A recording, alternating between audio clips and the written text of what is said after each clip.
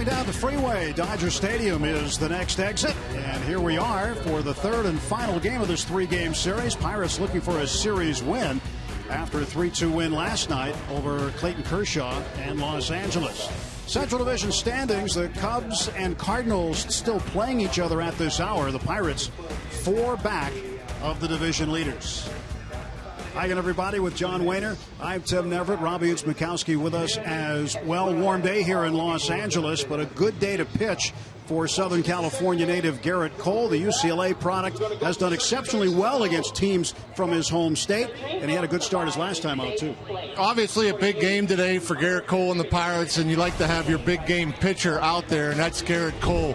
Last time out against the Cubs, you needed a win. He gave you a win. He pitched very well. He struck out 8, didn't walk a batter, and the Pirates win, the only win of the series for the Pirates. The time before that, shuts down the Cardinals, and so you want another performance like that from today from Garrett Cole. You hope the Cubs win, the Bucks win, another good performance from Cole, and you end up 3 games back going into Colorado. Well, Garrett Cole will face right-hander Mike Bolsinger today for the Dodgers. The Pirates bats coming through in the clutch last night.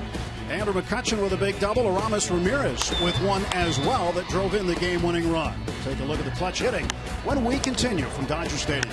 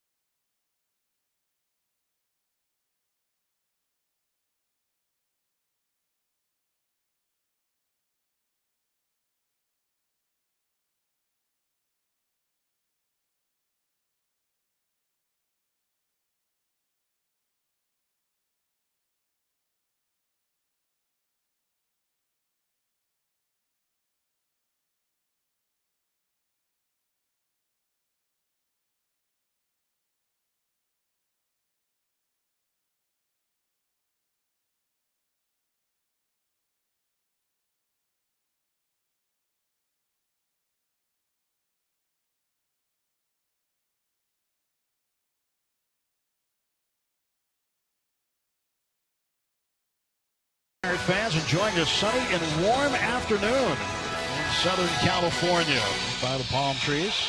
Yep, they know. Aramis Ramirez was number 1 last night. This double off the left field wall in the 8th inning scored Gregory Polanco. That was enough to get the Pirates a win. Some guys just know how to drive in runs. Ramirez facing a guy throwing 97 miles per hour, gets a slider and pounds it. He knows what he's doing with runners in scoring position. Since August 1st, 16 out of 44 with runners in scoring position, hitting .364, 7 extra base hits, and most importantly, 22 runs batted in. So he has been doing a good job. Hopes to continue that today against the Dodgers in the third and final game of this series. Let's send you back to Pittsburgh now in our Root Sports studios as Garrett Cole gets loosened up. Paul Alexander is there with this game break.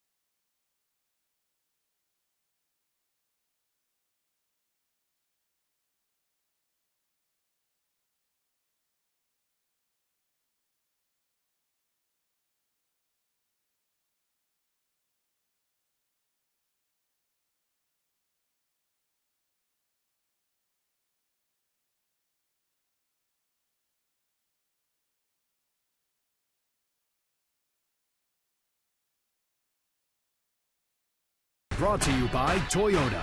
Toyota helps you get the most out of your drive. Just ask a friend who drives one. Toyota, let's go places. And by Barrel Automotive. We're driven to be better. Let's go Bucks. Nice breeze helping out here today on a very, very warm Sunday afternoon in late September at Chavez Ravine, Dodger Stadium. Clint Hurdle, Starling Marte, you're going to get it going. He's been in a bit of a slump lately, but due to break out of that anytime soon. Just a gorgeous scene here at Dodger Stadium as the Pirates and Los Angeles get set to wrap up this 3-game series with this rubber game here today. And you can just see how hot it is. Well, Garrett Cole gets the start. Mike Bolsinger has not started against the Pirates before, Rock, and a guy who is not going to throw a fastball at anybody today. How about that? No fastball. Pretty much a two-pitch guy. The stats suggest he has a cutter, slider, curveball, but the slider, curveball is the same velocity. I think the slider is the curveball. The curveball is the slider, whichever way you want to put it. But the cutter only throws it at 87 miles per hour on average. So not an overpowering guy, a guy that's just going to move the ball around.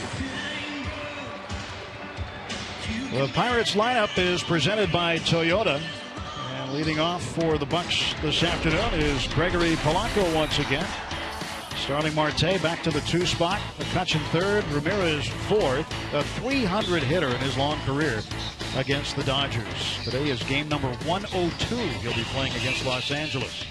Walker, then Cervelli, Pedro Alvarez bats 7th, Jordy Mercer 8th, and Garrett Cole will bat ninth and do the pitching, facing right-hander Mike Bolsinger. 18 starts, 6-3, a 3.13 ERA. So despite below average stuff, doing pretty well. A 3.13 ERA and just under 100 innings, almost a strikeout per inning. League hits 243. The home runs 5. He's allowed 5 all to right-handed batters. He has yet to give up a long ball to a lefty. Well, there's always today. Yep. Clint Hurdle excited about what's happening with his ball club right now. Very big win last night. They're all big. Every game is equally as important now down the stretch with 14 remaining. Pirates with 88 wins to go along with 60 losses, but the 88 wins have matched last season's entire win total. Definitely looking at a 90-plus season win total this year. Defensively for the Dodgers behind the plate today, the switch hitting Yasmani Grandal. Dodgers defense presented by Honda. Carl Crawford in left field, Jock Peterson in center. Andre Ethier makes the start in right. Alex Guerrero is the third baseman. Corey Seager the shortstop. Chase Utley out at second base. And Scott Van Slyke, son of former Pirate Andy Van Slyke, is at first base today. Mike Bolsinger was sent down when he was 5-3 with the Dodgers. Sent down to AAA after they acquired Matt Latos recently. Latos was designated for assignment, so Bolsinger back in the same spot he was before. As Don Mattingly will watch on today, Rick Honeycutt, his pitching coach, next to him. We're just about set to get underway at Dodger Stadium. 256 the average for Gregory. Big hit last night in the 8th inning. The opposite field double off of Kershaw. That chased Kershaw from the ball game. And Polanco ended up scoring the game-winning run and ended up hanging the first loss on Kershaw in his last 14 starts. Underway with a strike, 0-1 to Polanco. Well, he pitched very well last night, but Francisco Liriano outpitched him. 0-1. That's up high. 1 ball and 1 strike to Polanco. You wonder if he regrets lobbying to stay in there and go out for the 8th. Ended up giving up the leadoff double, got yanked. It looked like he was going to be done after 7, but apparently talked to Skipper into letting him come out. And Polanco made him pay for it. 1-1 is driven to center field. That ball will be caught by Jock Peterson, but hit on the nose by Polanco. 1 out. And the Rivers Casino tips to win today. Well, you want to get Bolsinger up in the zone. He's going to try to keep the ball down, work the edges, make him get the ball up and drive the ball just like Polanco did. You hope to get some gaps, maybe a homer or two. And then Garrett Cole against lefties. Garrett Cole has done a really good job against left-handed batters pretty much all year long. The last couple starts, the lefties have hit him a little bit better. But overall, Cole is going to see 6 lefties in this lineup, so success against those guys is key. Marte looks at a pitch low. 1-0 to Starling. 278 the average for the Pirate left fielder. Career high 16 home runs. Bolsinger's 1-0. 1 ball and 1 strike. Bolsinger turned 28 at the end of January from McKinney, Texas. Originally a Diamondback. Popped up foul ground right side. Van Slyke giving chase. He runs out of room. That's a strike to Marte.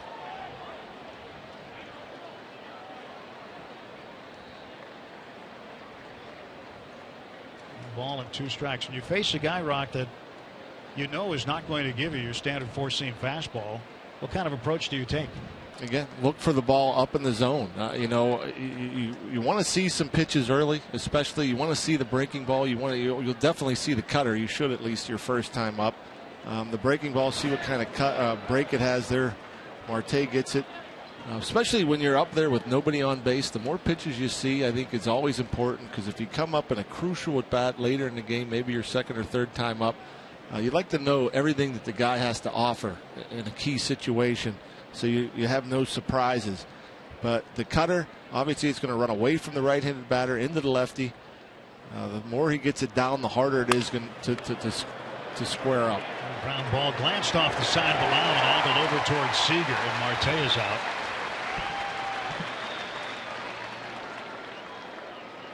Don't know if he had enough on it to get it up the middle, but it doesn't touch the side of the mound. It might go straight toward the bag, but didn't get out of the box either as he slipped getting out of the box.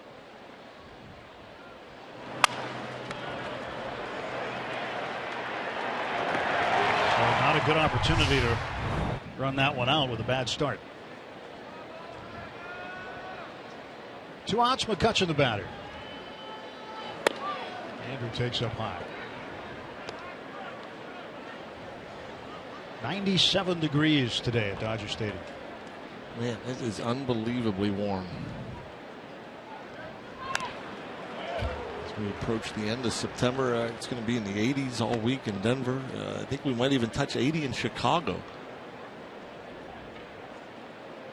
One last grasp at summer. Although it's perennially summer in this part of the world. Is it today? Today the first day of fall, or is that tomorrow? I want to say tomorrow. 21st? 21st. Doesn't look like it from that picture. No. A lot of paper fans. 2 ball, 1 strike pitch.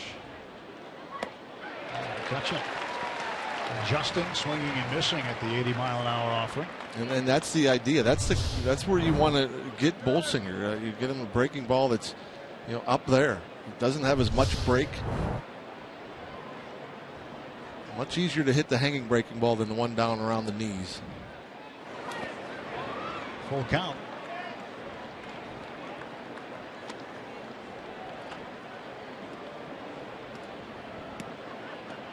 Bolsinger rubbing up the baseball as he works here in the top of the first inning.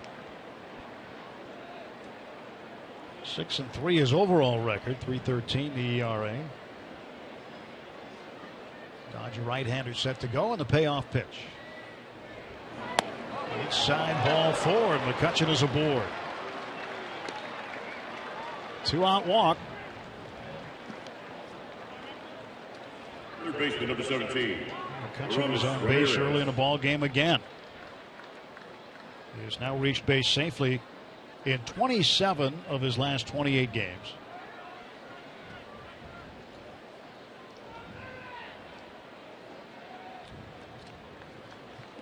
Aramis Ramirez with a game-winning RBI.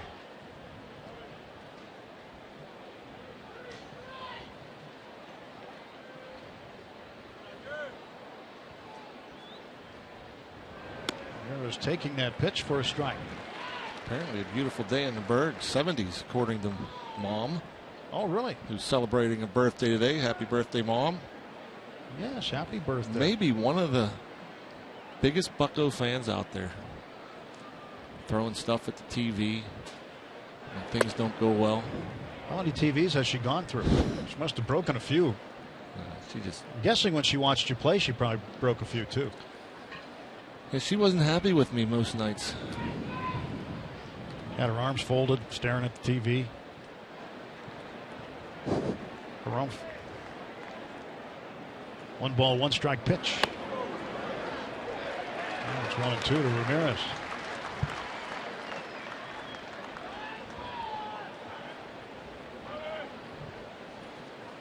Don Mattingly last night elected to walk McCutchen intentionally in front of Ramirez in the 8th inning, and then Ramirez hit the double to win it. You can't blame him. I mean, you would think more managers would do that. It's kind of amazing to me that Andrew McCutchen gets intentionally walked very rarely. I mean, it just doesn't happen very often. For as dangerous as he's been, especially with runners in scoring position this year, leading the league. And that was just his 11th intentional walk. That's the 11th one where the catcher stood up with his arm to the side. But how many unintentional intentional walks have there been where they pitched around him? Plenty of those. 1-2 to Ramirez, 2 down. And he smacks it to left field. Ramirez with the first hit of the ball game. And the Pirates have men at first and second. Again, the location of the breaking ball up. Baseman number 18, Neil Walker. This ball's up about letter high. High, let it fly.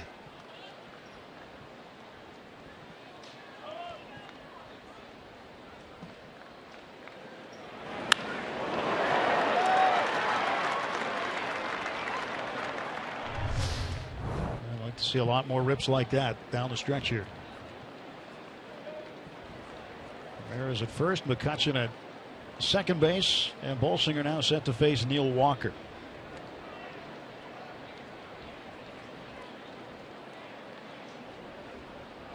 Walker, good opportunity for a 2-out RBI. Neil homered in game 1 Friday night. A 419-foot shot to straightaway center field for his 14th of the season.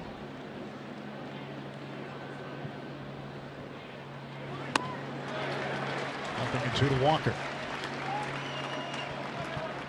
I think it's always tough that first at bat of the game against a guy you've never seen, especially when you got runners on and having no idea. I mean, you might watch video. I'm sure you watched video of him and read the scouting reports, but until you see it, you just don't know what kind of stuff he has. And Walker strikes out. Field in front of that Bolsinger offering. Pirates leave 2. Garrett Cole coming up.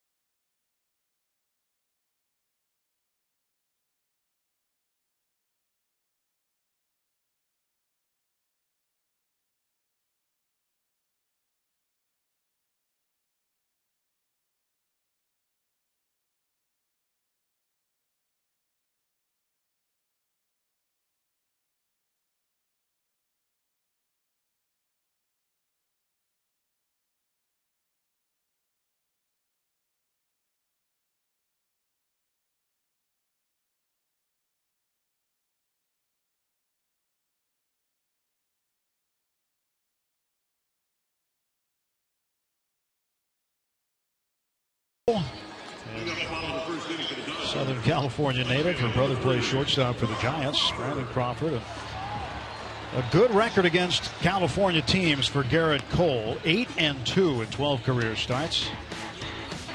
And the lineup that he'll be facing for the Dodgers. Crawford leads off. Chase Utley, then Corey Seager, the rookie. It's his first career start, batting third in the order. Andre Ethier will bat cleanup. Osmani Grandal, Scott Van Slyke, John Peterson, Alex Guerrero batting eighth. But the pitcher Mike Bolsinger will bat ninth against Cole. Here's your Hyundai numbers for Garrett Cole, looking for his 17th win at 2.60 ERA. You figure 183 strikeouts. Garrett Cole almost a lock to finish with 200 or more. And I'm sure, as he always is when he comes out here to the West Coast, wants to impress and wants to dominate. First pitch from Cole misses inside low to Carl Crawford.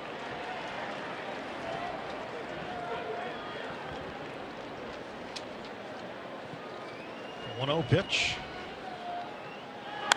Crawford fouls it off. 1 ball and 1 strike. This is Crawford's first appearance in this series, although he was in the on-deck circle last night when the ball game came to an end.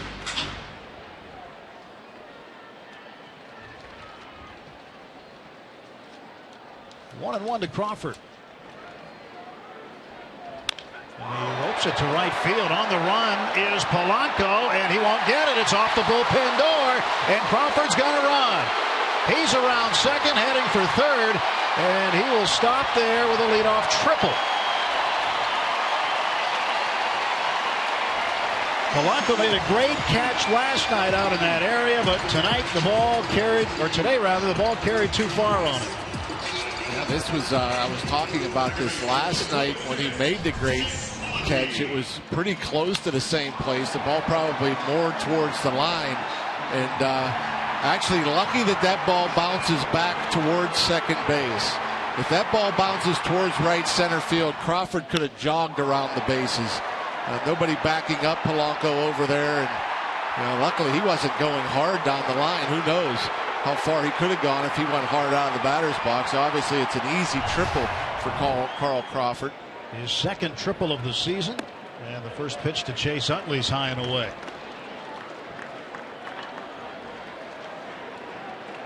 So Crawford, his 122nd career triple, is at third base with nobody out. How many did you say? 122. Wow. Wow. That's a lot of triples. He's been around a little while. Still, these days, the smaller ballparks, it's hard to collect triples. Came into this season as the active leader in triples with 120. Next is Jose Reyes on the list. Then his teammate Jimmy Rollins, 111 coming into the season.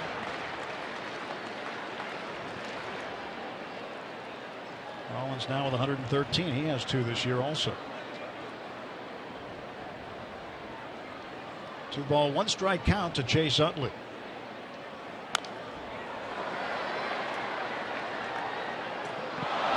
Two UCLA Bruins facing one another here. Cole and Utley.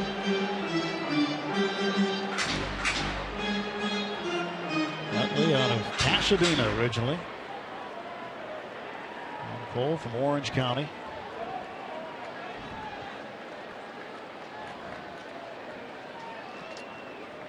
Two and 2 to Utley.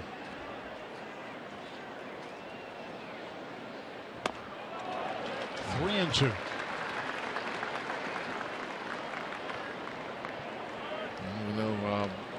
Big pitch here, forthcoming, a 3-2 count. Chase Utley, the veteran, he's just going to try to hit the ball on the ground.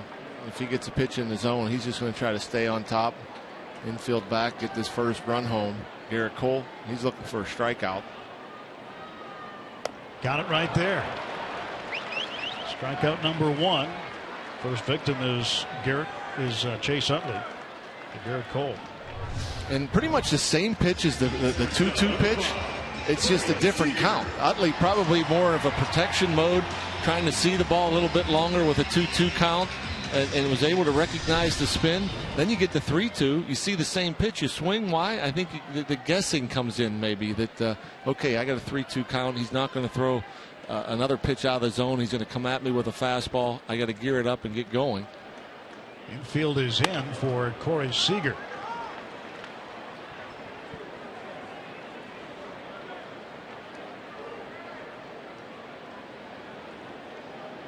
Seager has gotten out of the gates very well. 21 for 54 since his call-up. 1 ball and 1 strike. This is a defensive alignment you don't see very often. Used to see it, I think, more in the past, to where, on the pull side, you play back, don't let a ball get through. The opposite way, you bring it in. 1-1 to Seager. Pitch just missed. Like Cervelli trying to frame that back over the plate. Let's get a look from this angle. Boy, that's right there. Oh, that's a strike. Yeah. Again, umpire sitting over the inside corner cannot miss that pitch. That's a pitch you're looking directly at. Andy Fletcher calling the balls and strikes today. Again, you excuse them from time to time missing pitches away because it's on the other side. They're always lined up over the inside corner. Those are the pitches you expect them to make or called correctly. You got to think Cole looking for another strikeout here. Yep, no question. As the curveball action. More of a straight down break to that one.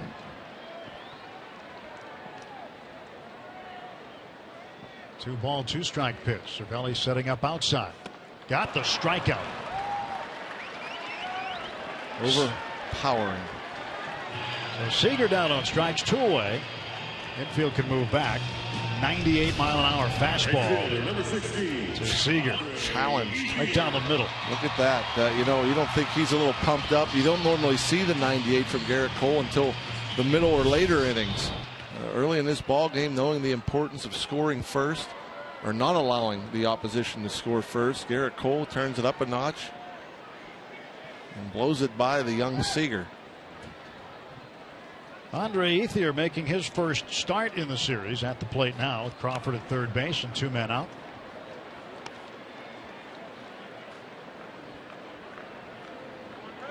.293 the average. Ethier with 299 career doubles. 1 away from 300. Hitting .305 against right-handers this season. 1-1. Took that one for a strike. Ethier is 77 for .318 against right-handers. And Cole, after giving up the leadoff triple to Crawford, has put himself in a position with the 2 strikeouts now of getting out of this inning.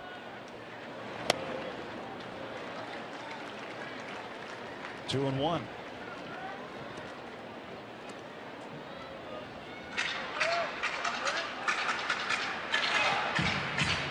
Garrett is 8-5 on the road in 15 starts this year. His road ERA is .236. That's 3rd best in the National League, behind only Jake Arrieta and Zach Greinke. Wow. 97 right down the chute, and it's 2-2. Well, 1 strike away of getting out of it. The leadoff triple. Crawford still at third, hoping to strand him, and that's when you have overpowering stuff like Garrett Cole does. Fans here in LA, if they don't score, it'll probably be frustrated, but when you have this kind of arm, that kind of breaking ball, you have the ability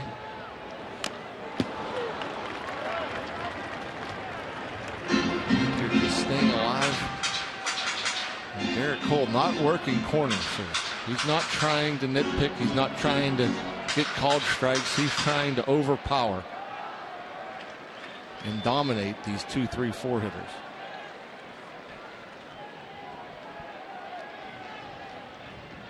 Two balls, 2 strikes to the Dodgers right fielder. That's in the air to center. Base hit. Dodgers on the board, 1-0. And the Pirates have now allowed a first inning run in 8 of their last 9 games. They tried to finish him off with the breaking ball, tried to bury it and get the swing and miss. Unfortunately for Garrett, he left this pitch pretty much middle. The fastball with that great velocity, he can get away with pitches down the middle because he can overpower you. The breaking ball, you leave it thigh-high middle, good chance the other guy's going to hit it good. The catcher Yasmani Grandal is up now. He's a switch hitter batting left-handed against Cole.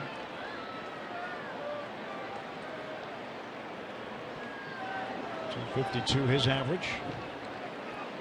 15 home runs on the year.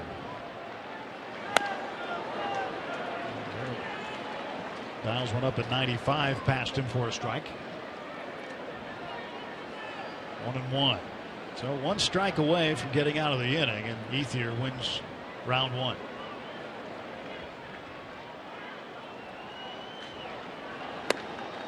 By him again. 96 that time. Do I hear 97 next? And I tell you, that's frustrating as a hitter. You get up there and you know the guy has a power arm. You get the fastball, you're looking for it, and you swing through it. That's frustrating. That's where you start thinking there's something wrong with mechanics. Start thinking your swing's too long. And a guy like Garrett Cole could put you in a slump. Well, Cole not having a quick inning whatsoever. The next pitch will be his 24th, and on a hot day that can take a toll. 1-2 pitch. And Grandal looks at it. Grandal started to take a step toward the third base dugout. I think he thought that might have been strike 3. And let's see on the grid where it was. Was it a strike? Yes, it was. Cole not getting much help today. The early going. There goes Ethier. Swing and a miss, and Grandal is out. 3 strikeouts in the inning, but 2 hits and a run produced. It's 1-0 after 1 full inning.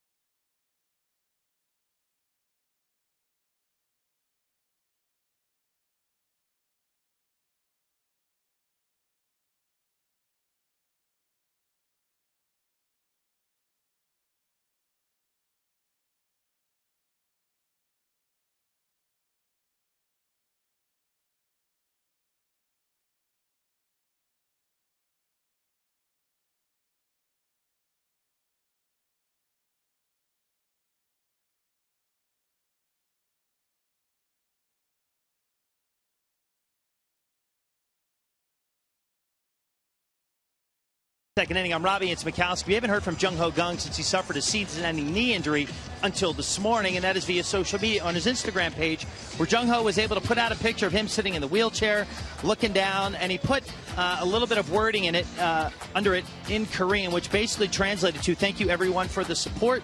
I'm sorry that I have not been able to speak to the media or return all my messages. I will get back stronger and healthy next season." So it's good to hear from Jung Ho Kang that he's doing well, Tim and John, and hopefully we see him back with a quick and speedy recovery. But we're thankful also that he was able to put out that tweet thanking everyone for their support. Yeah, expected to be in the hospital, I guess, for another couple of days.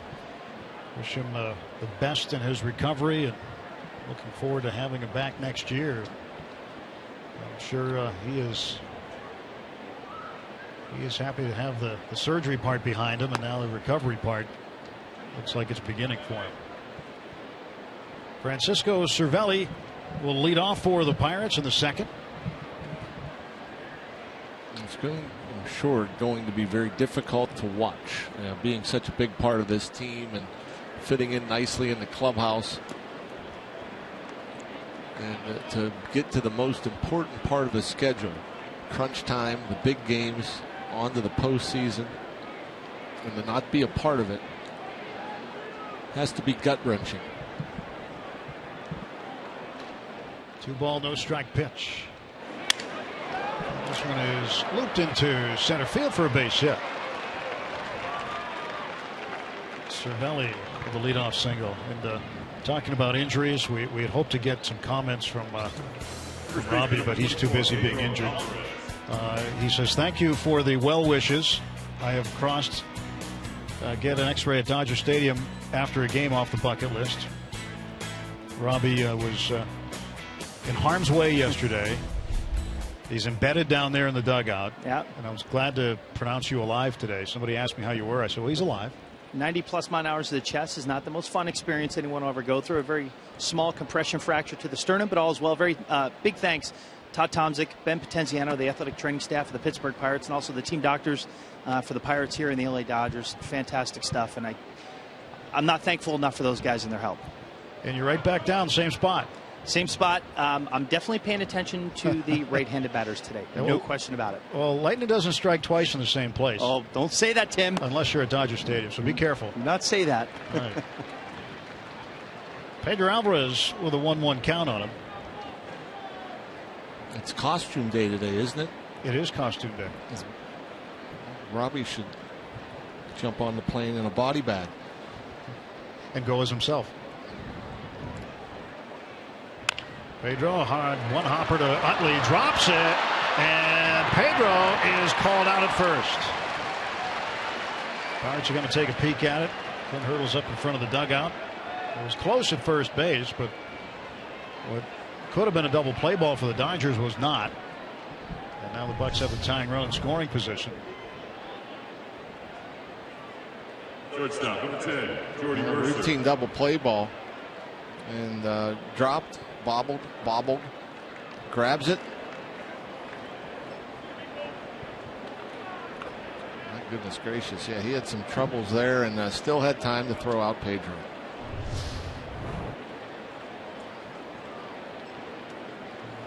Can't assume the double play, so no error, just a 4-3 put out. 4-4-4-4-3. Yeah, that's right. True. So does he get 4 assists on that? Yeah, every time you dribble it off a foot. Does he have a clause in his deal for a number of assists? He'd be doing that all the time. Jordy Mercer takes inside. 1 ball and 1 strike. Mercer trying to get that tying run in. 1-0 Dodger lead early. Cervelli a leadoff base hit to center field.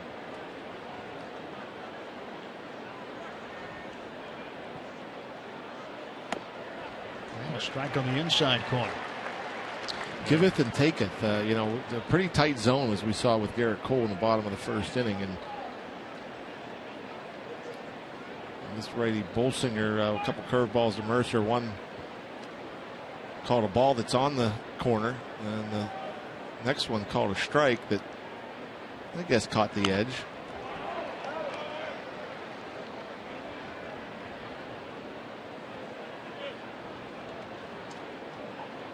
And 2 to Jordy. Jordy had 2 hits last night. Ended up 2 for 3 in the ball game with a walk. Was on base 3 times. Pirates could really use him to get hot here down the stretch and have some production at the bottom part of the order.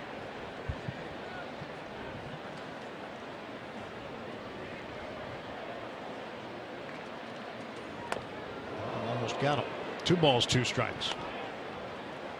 See that slow curve ball and then pops at 89 under your hands. It looks a lot firmer than the actual velocity.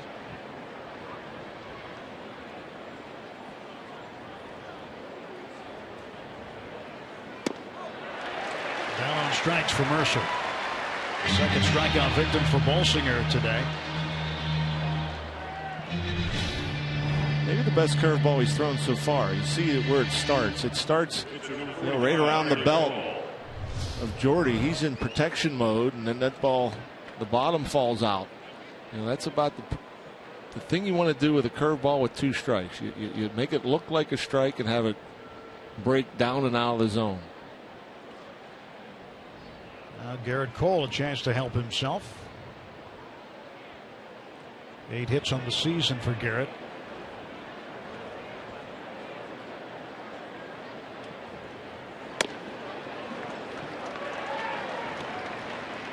Saw Liriano get a hit last night, maybe influenced by that. Liriano with a base hit in a sacrifice situation, too. Right off the glove of Bolsinger. Cole hurrying. There's the throw, and he's safe. Coming home is Cervelli. He's in there. And the ball thrown into the seats, and Cole will head down to second. He'll get third. I was going to say, you should get He'll get 2 bases on this. The ball game is tied 1-1, and the go-ahead run now 90 feet away on a series of misplays by the Dodgers. Bolsinger looks to be shaken up. As the ball, I thought it hit the palm of the glove. I don't know. He's looking at the hand.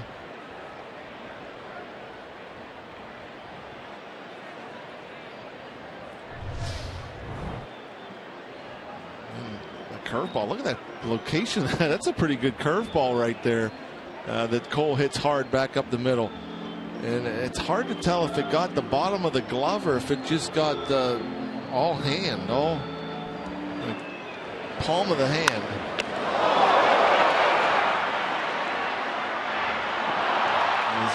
He had some time.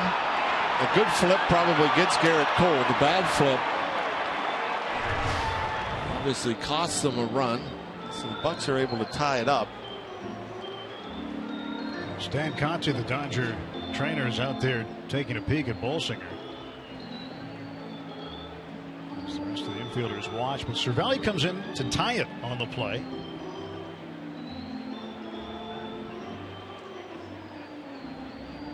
Keystone Cops defense by the Dodgers.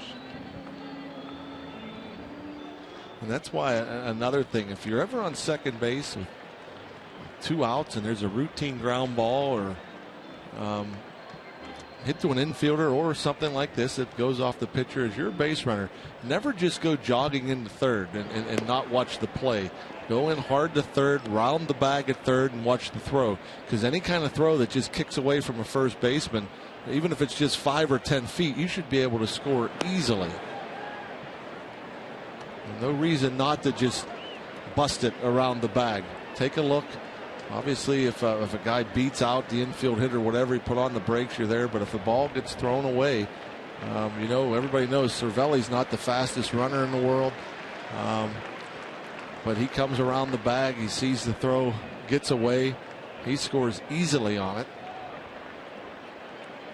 2 errors on the play, one on Bolsinger, one on Van Slyke. Van Slyke maybe more accustomed to throwing from the outfield than over there at first base.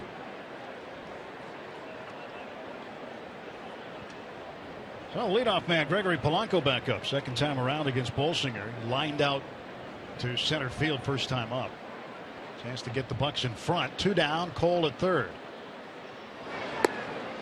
I'm surprised. How does Cole not get a knock on that? I mean, that should be a hit and an error. That shouldn't be an error and an error. I mean, he knocks it down. It's a line drive. He has to go over there, run, and flip it on the run. It should be a hit. 2-0 now to Gregory. 1-1, top of the second. Bucks trying to get out of here with a series win.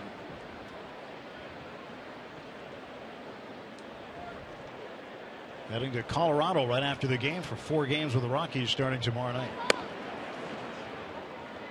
Down bluffs the throw, and Cole not really that far off the bag. 2-1 to Polanco.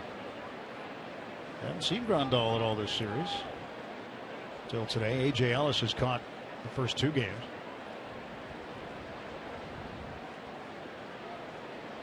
Off-speed pitch is knocked to left field, and heading after it is Crawford. He'll make the catch.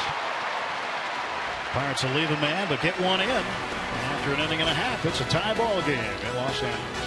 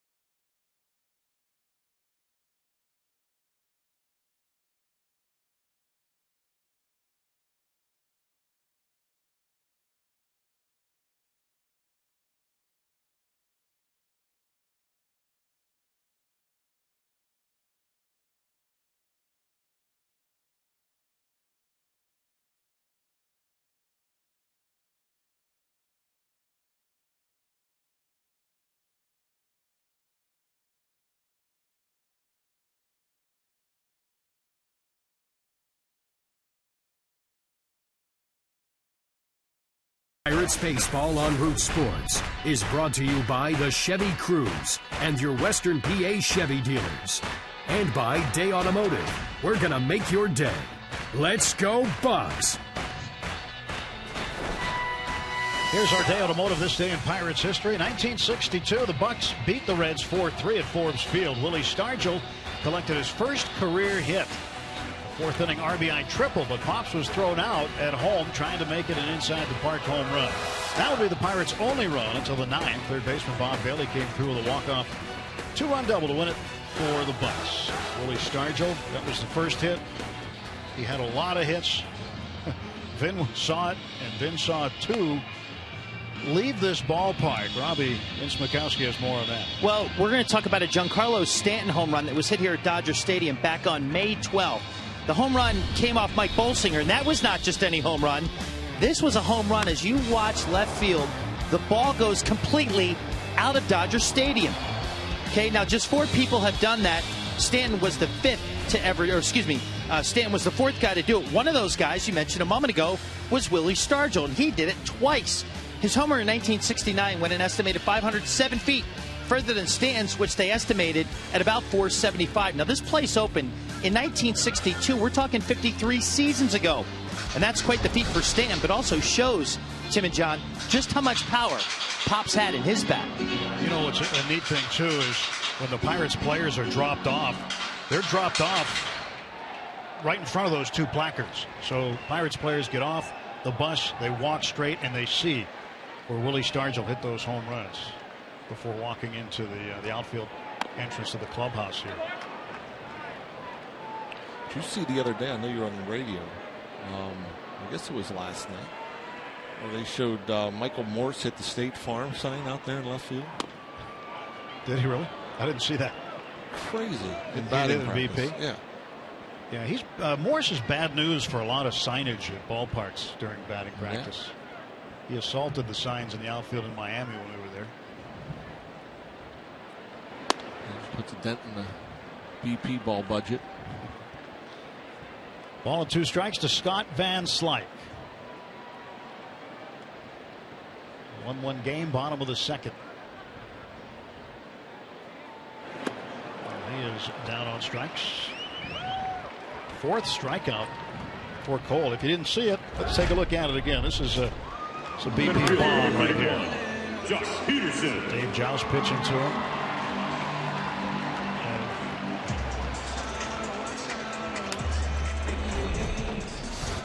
Kind of hard to see the ball, but you saw all the shaggers out in the outfield had their backs to the infield as they marvel at the distance. Well, they might have to call themselves to replace that sign, or at least the damage to it. Here's Jock Peterson batting in the 7th spot today. Garrett Cole has struck out 4 of the last 5 batters. And Peterson, a ground ball, foul.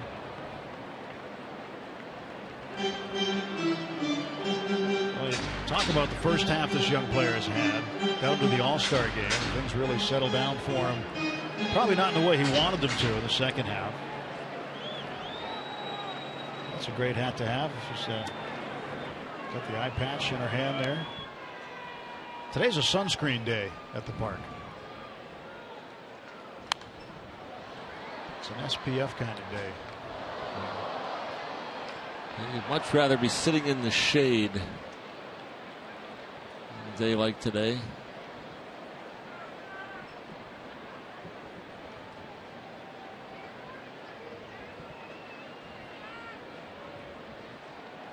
Ball and 2 strikes, the pitch. Notice I saw a lot of this weekend here in LA. A lot of people walking around with umbrellas. Did you see that? Notice that at all? A little bit. Last couple of days, I saw a lot of people with umbrellas. I mean, there is some here at the park. Some of the camera guys down by the dugout have them to protect themselves from the sun. That one's ripped down the line, a fair ball. Bounces out to right field. Polanco will gun it into second base and hold Peterson to a single. Well, that ball had everything it could do to avoid the personnel down the line. Caught a nice little break as the ball goes down the line. Hits that corner and bounces out. You expect it to go down towards the outfield wall, and you never know then if it'll swing around or, that could give corner outfielders some issues down in the corner. But hit something, came out the Polanco, and with that strong arm, you saw a little slippage there from Peterson. Not sure if that's why he pulled up, but good thing for him he didn't continue on to second.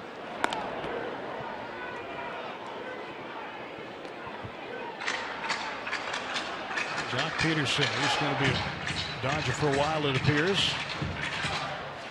One of those young anchor type players they'll have in the outfield for the foreseeable future. Alex Guerrero, double play candidate perhaps. Grounded out to end the ball game. Or actually made the second to last out, grounding out to Walker last night. Corey Seager ended it. Peterson takes off for second. Swing and a miss. Throw down, not there. And a stolen base for Peterson, his fourth of the season.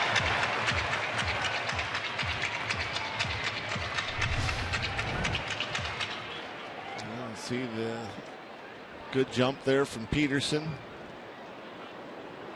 He gets in there easily.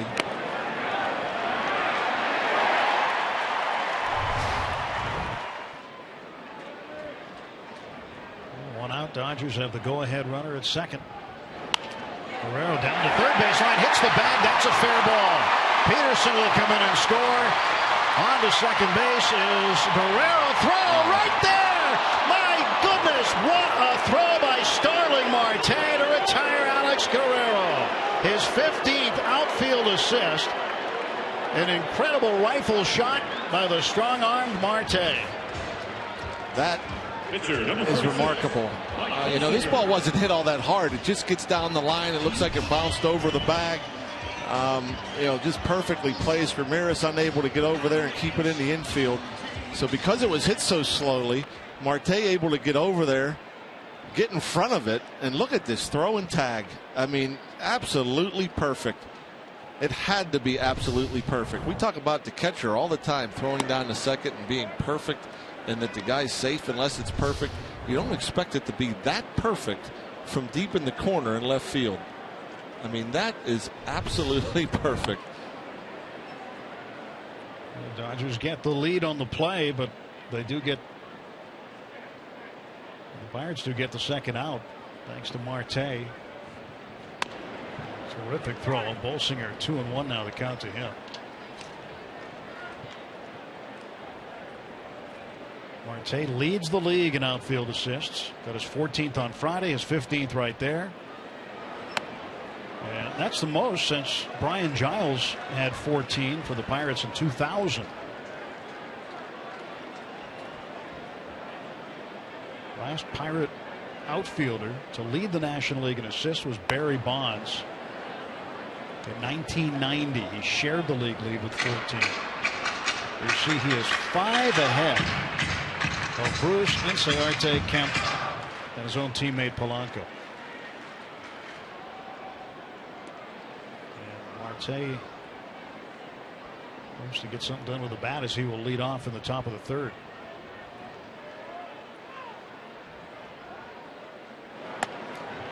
Bolsinger out on strikes.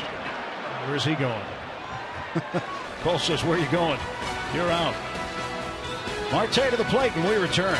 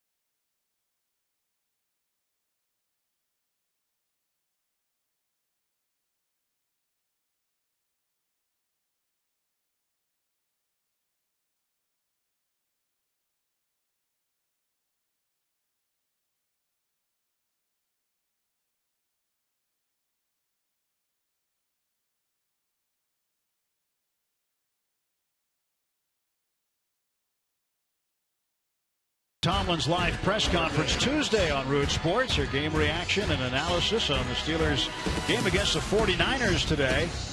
And see how the coach is getting his team ready for the next matchup. Mike Tomlin press conference live Tuesday at noon on Root Sports. Huge win for the Steelers today. 43-18 over the 49ers. UPMC scoreboard 2-1. Dodgers with the lead as we go to the top half of the third inning. The Steelers doing a great job at home today. They beat a team from California. Now it's the Pirates' turn to do the same today. Would be nice. Pull off the double. Can you believe the Penguins have a game? That is crazy. It's crazy. They're just about ready to start. Tomorrow, I think, is their first preseason game. It's crazy. Short off season.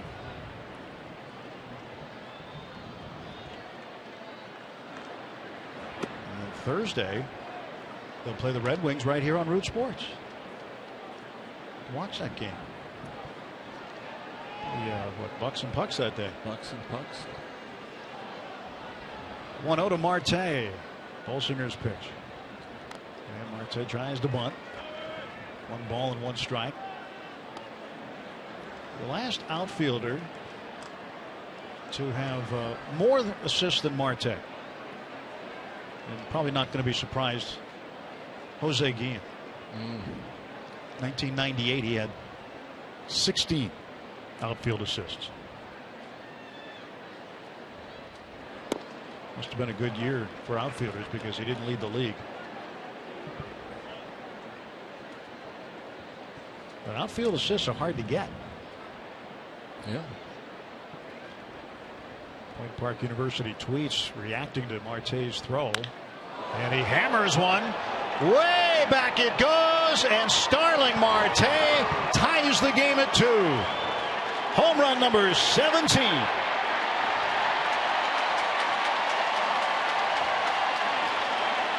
Oh, an absolute no-doubter. We talked about it. Bolsinger.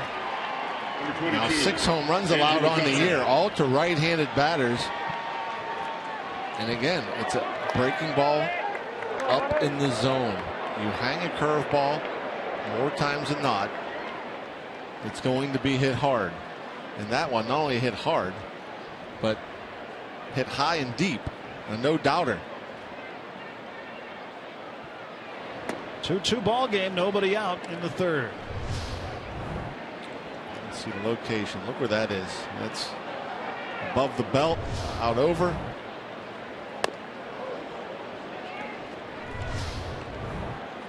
And you're almost, if you're going to hang a breaking ball, you're almost better off hanging it in than out over the plate, outer half. 3-0 to McCutchen. Which hasn't seen really anything to hit yet today. He was walked in his first at bat. See if he gets a pitch to hit here. 3-0. He's swinging, thinking back to back. Curveball. Ooh, got it. Ooh. 3-1. Marte extends his career high home run numbers to 17. That's out in the upper area of the bleachers. Oh, McCutchen lost the handle on the bat. See that ever? You ever see did you see the other day Evan Gattis hit a home run like that? One-handed. Yeah. The bottom hand came off the bat and with just his top hand, and that was the case there with Andrew. His bottom hand comes off. You don't see that very often. But Gattis hit one in the seats like that. Crazy. Well, Evan Gattis is the Paul Bunyan of baseball. Yes, he is. You know his story. Bolsinger does not want to give Andrew McCutchen a fastball to hit. 3-0 was a curveball. He got a call on it. It appeared to be down and away. 3-1 a breaking ball down. There's McCutchen's friends. Yep, made their way from San Diego. Inside, and he's walked again. Bolsinger walks McCutchen, so the go-ahead runs on with nobody out. For 17, Aramis Ramirez.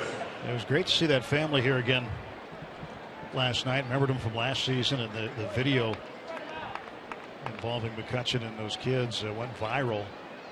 It was amazing. Here they are sweating out this 97-degree heat, but they're not leaving their seats out in left center. No, they're not. Got some TV time last night with Robbie venturing out there. Interviewed the kids and their dad. Elijah, Christopher, and Roger. And that was this season in San Diego. We were there early. Yeah. That's when it was. Sometime in May. Seems like last year. They're the McQuarrie family. And some of McCutchen's biggest fans. Friend of mine from college here today, Rock. I haven't seen him in 25 years, 30, long time. Anyway, he brought his son just to see McCutchen. Yeah. Big Dodger fans, but he said we picked this game because we wanted to see McCutchen play. Son's 10 years old. Big Kutch fan. Swinging bunt on a roll foul.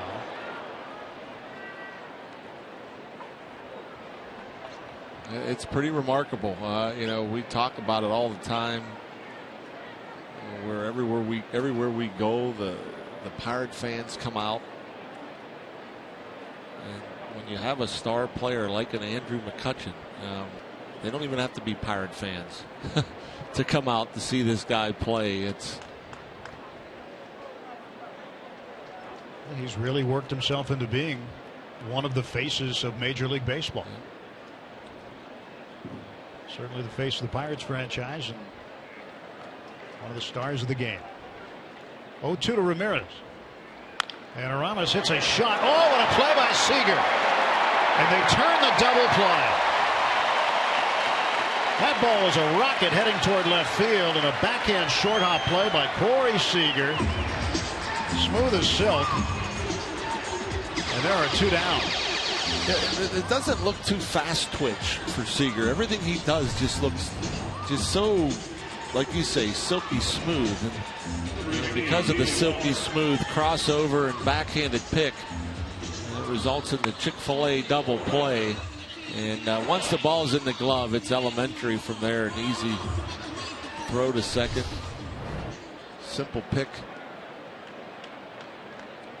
Or simple turn there for Utley. Ball hit that hard and on the line. You know you're not going to get any traffic. Don't have to worry about a runner bearing down on you. Check swing, foul ball, strike one to Neal. Neal struck out swinging in the first. You know, talking about McCutchen and his star power. You know, it's one thing I do like about interleague play.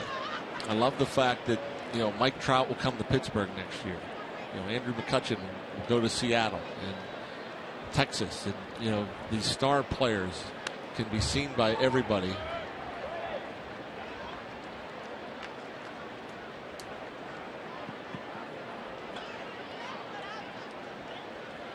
Everywhere you go, you see McCutchen jerseys. Doesn't matter what town it is. Even St. Louis. 0-2. Walker hits this one out of play. Yanked it down the right side. You know, there are certain players in certain markets that are great players that a lot of folks don't know about. I mean, even like a guy like Josh Donaldson, who's having a great year in Toronto, was a great player in Oakland. A lot of people in the East didn't see him play much, and so you like to see those type of guys coming to town every now and again. Walker strikes out for the second time. Grandal will have to throw down to complete it. Pirates get a run on a 446-foot blast by Starling Marte, his career best 17th home run. And we've got a tie ball game after 2.5 innings at Dodger Stadium.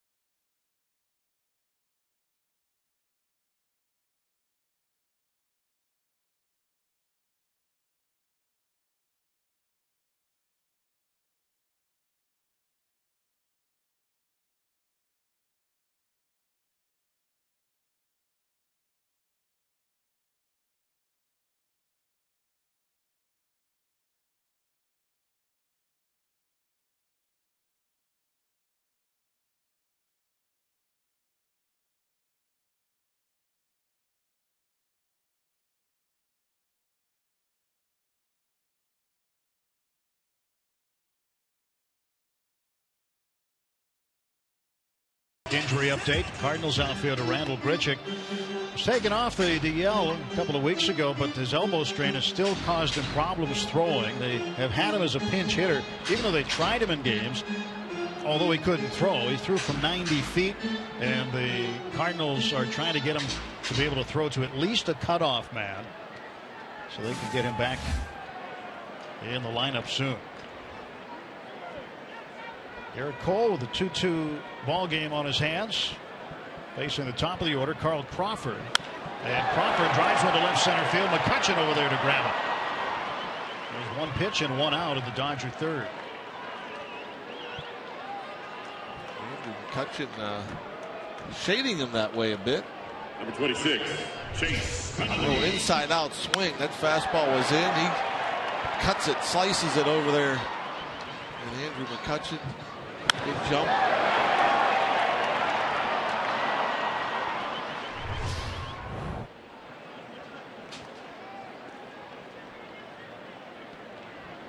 Chase Utley now with one out, nobody on.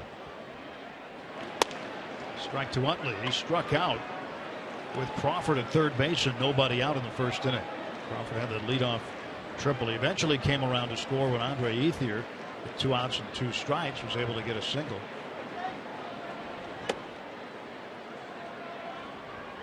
1-1 to Utley.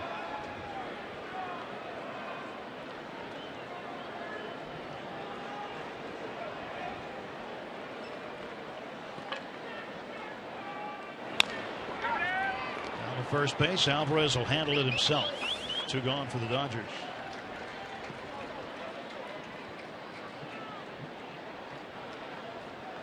Want to see your strongest fan photo now? Use the hashtag PittDataStrongFan, and you just might see yourself in an upcoming broadcast. It's brought to you by T-Mobile. Show you a photo later on today. Somebody out here in Southern California certainly has a great opportunity. If you're somewhere, you've got a great backdrop, show us your strongest fan photo. Props are always good. Dogs are good. Kids are good. They'll sort them out in the truck and then we'll show them to you. Big swing there by Seager. He's in the hole 0-2. Seager struck out swinging in the first. Garrett could use a quick inning here.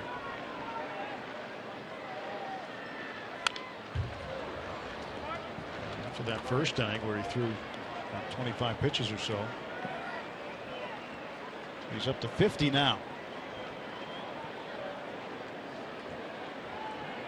0-2 to Seager. Breaking ball hit in the air to center, going back McCutchen, and he won't get it.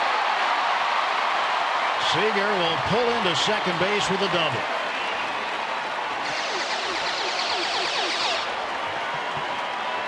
That goes to show you the pop that this young man possesses.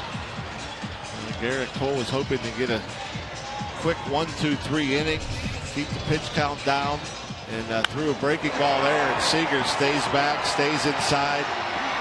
And if this was a night game, that ball would have been caught by McCutchen. The ball just doesn't carry that well at night, but during the day it takes off.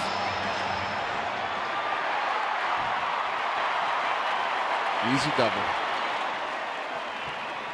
Cole not pleased. That ball carried so far. I'm sure he's not pleased with the location of that 2-strike pitch. Well, Seager with his 7th double has hit safely in 13 of his 16 big league games.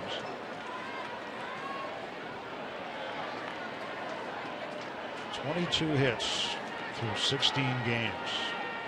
Yasiel Puig had 25 in 2013. Lee Lacy 22 in 1972. So Seager keeping pace with him, and Andre Ethier has an RBI for the Dodgers, and he's now in the hole 0-2. Drove in his 45th run in the first inning. Go ahead run at second, 2 down and 2 strikes on Ethier.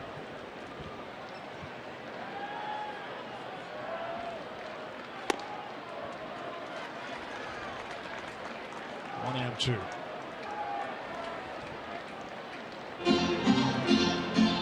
Garrett 37-20 career record since his debut on the 11th of June 2013. Since he debuted, only 3 other pitchers have more wins: Greinke, Kershaw, and Bumgarner. And Ether down on strikes. No runs, 1 hit, 1 left, and after 3 full, it's the Pirates 2 and the Dodgers 2.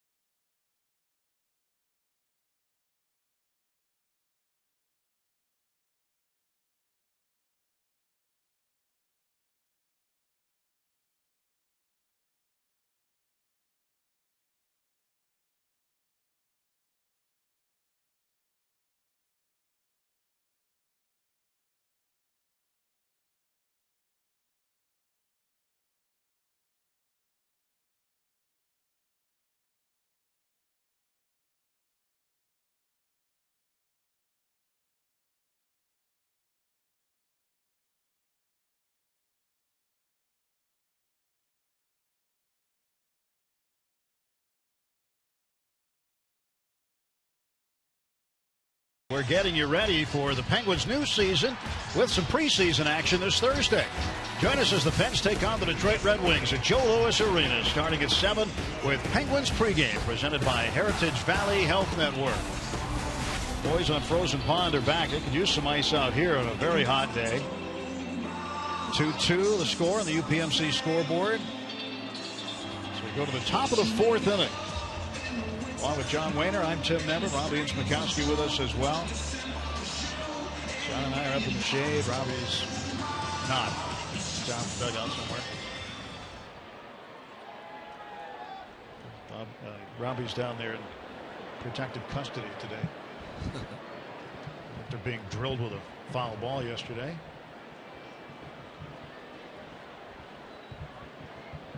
He knows the difference between pain and injury, so he's back to work today. Cervelli tries to bunt, and the play made by Guerrero. Alex Guerrero charging and throwing and retiring Cervelli. Good idea. It just bunted it too hard. He had some room, but you see how quickly it gets out there to the charging third baseman Guerrero. That off the end of the bat, it kind of kills it. The grass will help slow it down, but that was just like a regular 3-hopper.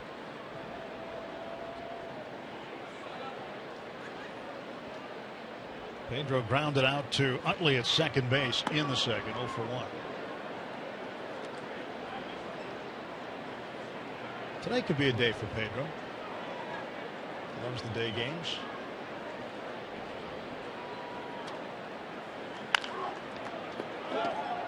Misses that one foul. 1 ball and 1 strike to Alvarez.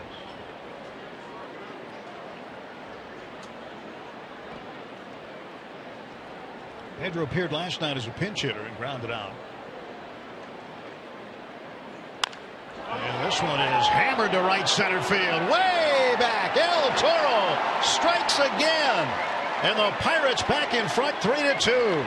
Home run number 25 for Pedro. Finally, the lefty takes Bolsinger deep. Number 10. Difference maker that Pedro can be when he takes advantage of mistakes. And Bolsinger left one right down the middle to Pedro, and he made him pay.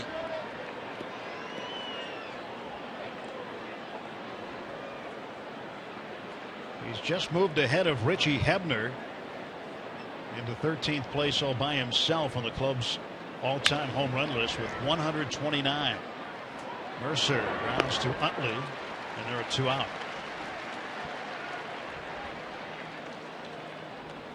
Allegheny Health Network Supermo slowing down the swing. Make him elevate. Look at that. Another breaking ball up in the zone. And boy, that extension.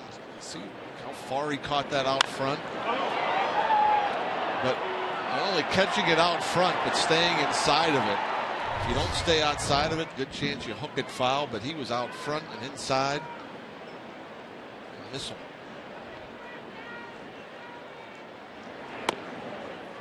Of his 25 home runs, Rock, 21 are solo shots.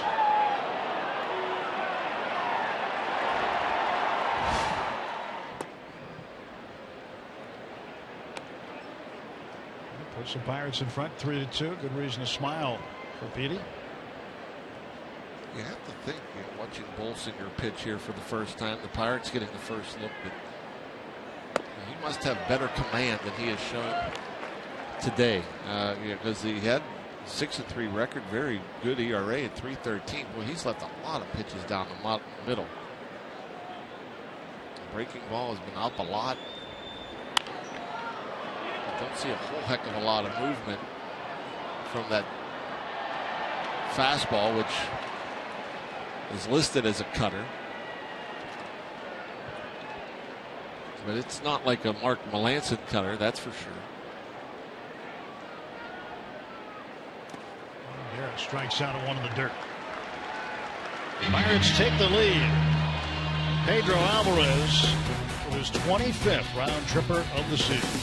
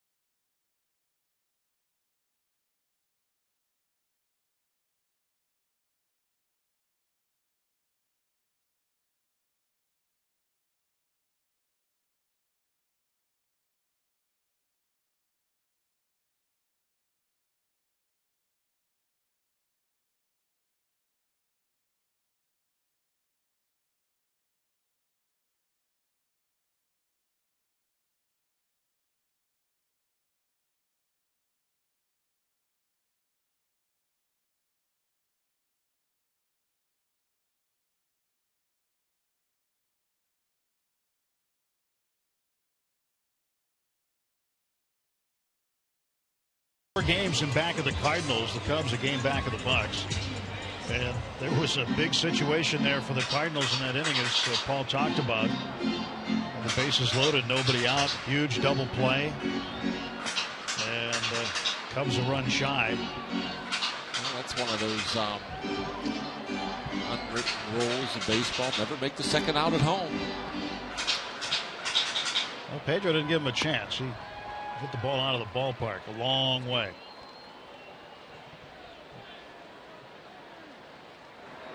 This is what the race looks like down the stretch. The remaining teams that the Cardinals have to play: the Reds, Brewers, Pirates, and Braves. Pirates play for the Rockies, and the Cubs, Cardinals, and Cincinnati. The Cubs with Milwaukee. Pirates, Kansas City for one game, Cincinnati and Milwaukee. Looks like the Pirates may have the tougher go with 2 series against the teams remaining in contention for the division. Cardinals have, with the exception of the Pirates series, have nothing but sub 500 teams. Yasmani Grandal is 0 for 1. Grandal struck out swinging to end the first.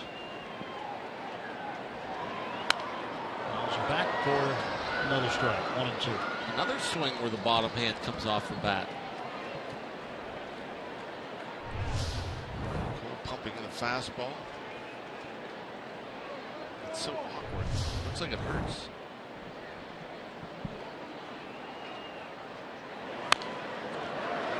Garrett Cole throwing a lot of fastballs. Not really worried about location. Just challenging these guys. First pitch fastballs to 13 of 14 so far today.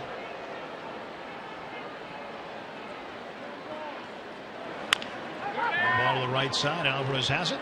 He will toss to Cole for out number 1. One down for the Dodgers in the home half of the 4th. The division's on the line. 33. When the Cardinals come to town for a 3-game series starting Monday, September 28th. Be there to cheer on your Bucks as they battle for the division against the Cardinals. For tickets to any game in the series, go to pirates.com/tickets. Big National League Central Showdown coming up at PNC Park.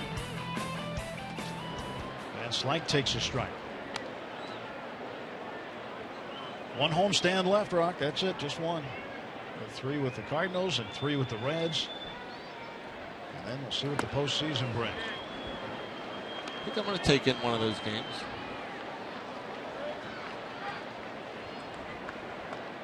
It's my way of taking the wife out on a date.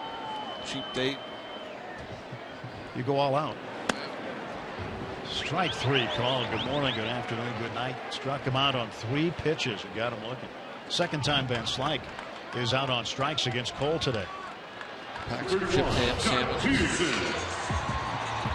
There's again the aggressiveness with the fastball. Coming in here at 96. Gets a good bit of that outside part of the plate.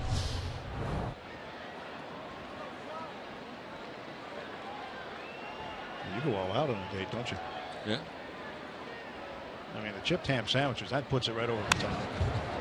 That makes it a perfect evening. I think if Brandy could write up what a perfect evening and a perfect date with Rock would be, it would be to go to a Pirates game and have chipped ham sandwiches that you brought yourself. That's right. I mean, that is just, that's.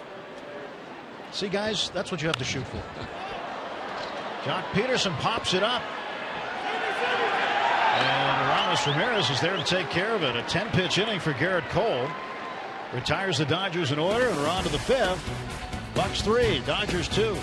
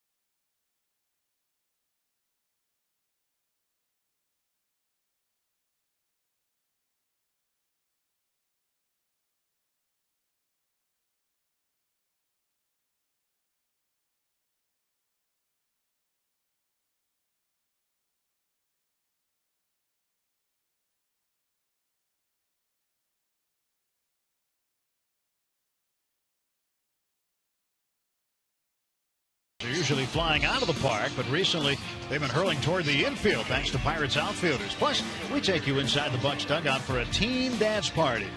That and more on Inside Pirates Baseball, presented by Allegheny Health Network, right after postgame here on Root Sports.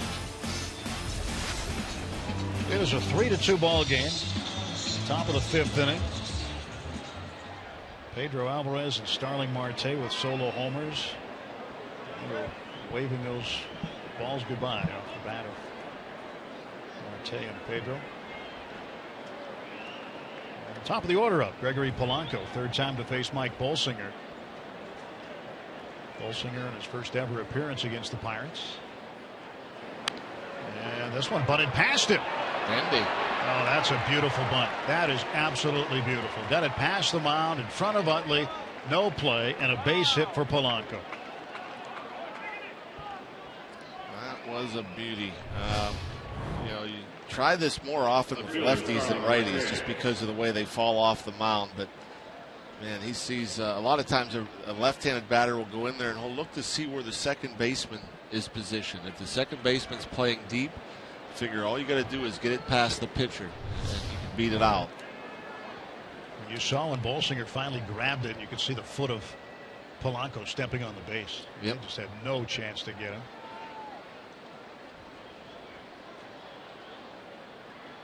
And we'll see if he decides to stay there or not. 26 stolen bases on the year. And Rick Honeycutt's going to come out of the Dodger dugout. Try to settle down Bolsinger here. Get the bullpen going. And the right-hander jumped up, started throwing out there. You got to figure out Marte, oddly enough, his last at bat tried to bunt for a hit, and then he hit a ball 440 feet? 446. Garcia gets loose. Good.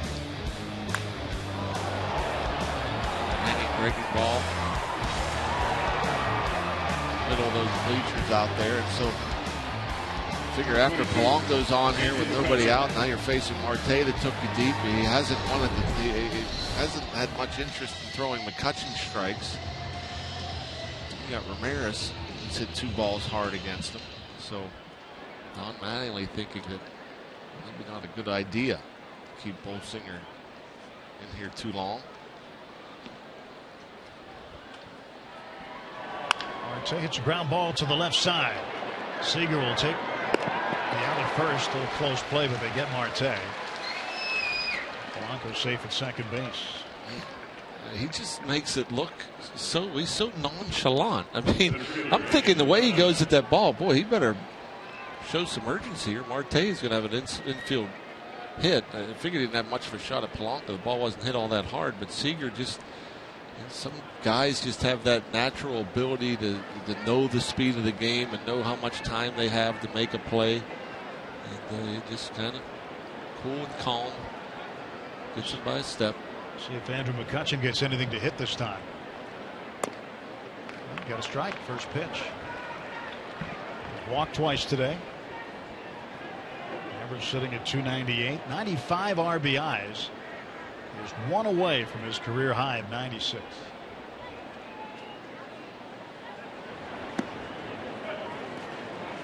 And one. I figure pretty much a lock that Andrew ends up with 100 RBIs. And this day and age, you don't see many triple-digit RBI figures. There's 2 so far in the National League.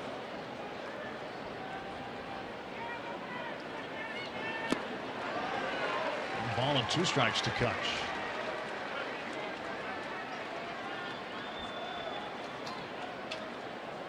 Bolsinger around the plate this time. Yeah, Nolan Arenado of the Rockies, 114 RBIs. Paul Goldschmidt of the Diamondbacks, 100 even. 114. Arenado. The Pirates will have to tangle with him for 4 straight games starting tomorrow night.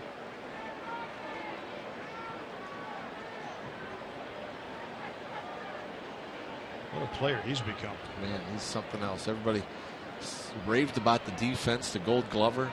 Didn't think the bat would be so productive. Full count to McCutchen. Last night in the third inning, he had a full count on him with 2 outs. Mercer and Liriano aboard, and he put one down the chalk line in right field. Got them both home. Payoff from Bolsinger. No surprise, a breaking ball. So he went 3-0 his last time up, did McCutchen, as Ramirez looks for another RBI opportunity. 3-0 curveball, 3-1 curveball, 3-2 curveball. Another 3-2 curveball here. 1 on, 1 out. 3-ball, 2-strike pitch. Ball 4. He has walked for the 3rd time. And the Pirates have runners at first and second. Ramirez comes up. Take a look now at the Nissan road ahead. Here are the probables tomorrow night. We're on the air at 8 p.m. on Root Sports. A.J. Burnett against John Gray, the rookie. Then Jay Happ on Tuesday against Chris Russell. Charlie Morton will pitch Wednesday night against Jorge De La Rosa. And it'll be Jeff Locke in the Thursday day game against Chad Bettis. That's the way that series lines up. Don Mattingly making a trip out. He will replace Bolsinger after he walks McCutchen. So Bolsinger, who lost his job when they acquired Matt Latos. Latos designated. Bolsinger replacing him. He is done for the day. Comes Yimi Garcia.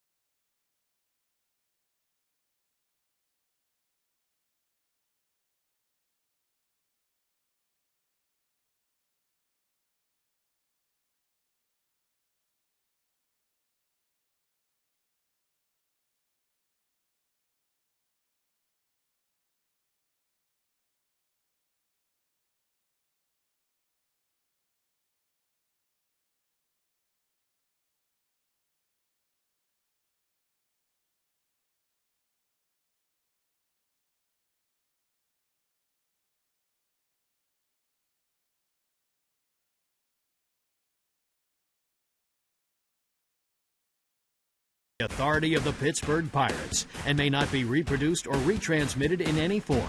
And the accounts and descriptions of this game may not be disseminated without the express written consent of the Pittsburgh Pirates. 3-2, Bucks in front, top of the 5th, 1 out, 2 on. The Dodger pitching change. Bolsinger is done after 4 1/3. He walked 3. All 3 McCutchen. Must be the Pirates section. Is that AJ's guest list? Maybe. That's a good call. Yimi Garcia takes over. Second appearance in the series. Hello, Yimi. 3-3, 308 earned run average, 62 punch outs and 52 2/3 innings. Opponent's hitting just 196 against him. And Garcia features a fastball, slider, changeup. Like most relievers, a mid-90s fastball.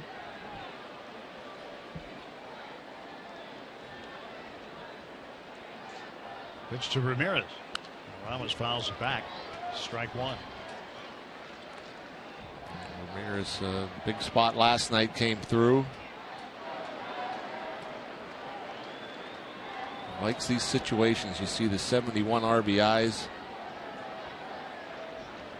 5 more than he had last year. He had 66 RBIs last year, and he had 50 more at bats than he has currently. So still getting the job done is Aramis Ramirez. A year ago at this time, 66 runs batted in, a home run less. Batting average was higher, though. Yes, he'd take their RBIs over the average. 1,413 career RBIs.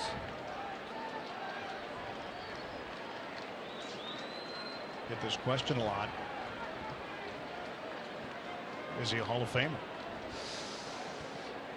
Is he right on the line? Yeah, that's...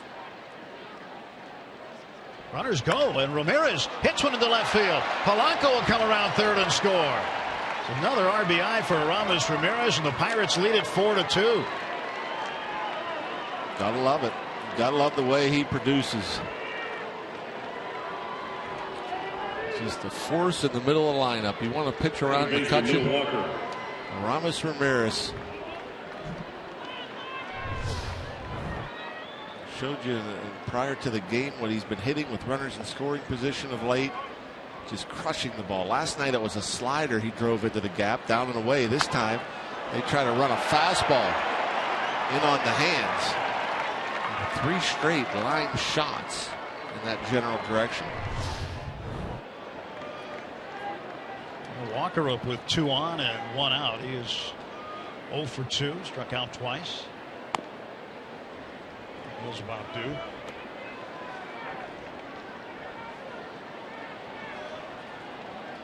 Neil homered here Friday night. He's 14 on the year, 269.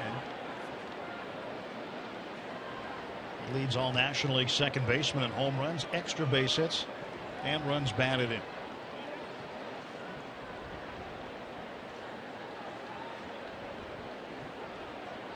Yimi Garcia from the Dominican Republic.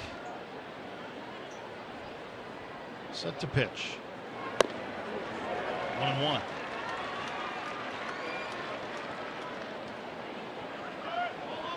Like to break it open. A gap shot here. Do just that. A nice comfortable lead for a change. Seems like it's been some time since Pirates were well out in front.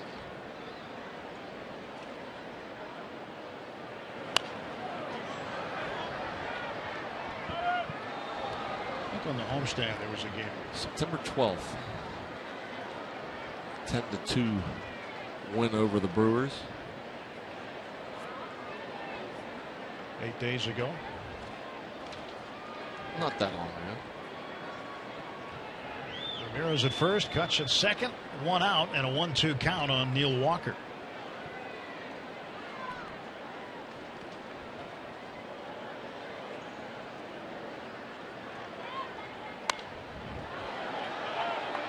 Still 1-2.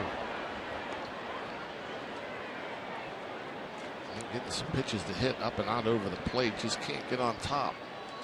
Well, see, now you've got Garcia, the lefty in the bullpen, warming up J.P. Howell. With the starter, Bolsinger, not throwing many fastballs and had movement on everything. Now you've got a guy who will throw a 4-seamer. Is that a relief for a hitter? Well, the way Bolsinger was throwing today, I don't think they were in a big rush to get him out of there. I mean, obviously you want to pile on and hit some balls hard and score a bunch of runs, but that had to be a comfortable at bat. It wasn't overpowering. It didn't have a whole lot of movement on the cutter. McCutchen takes off for third. Swing and a miss, and the throw down. And it's a strike him out, throw him out. And Walker struck out for the 3rd time. Grandal throws out McCutchen. Pirates add a run, 4-2.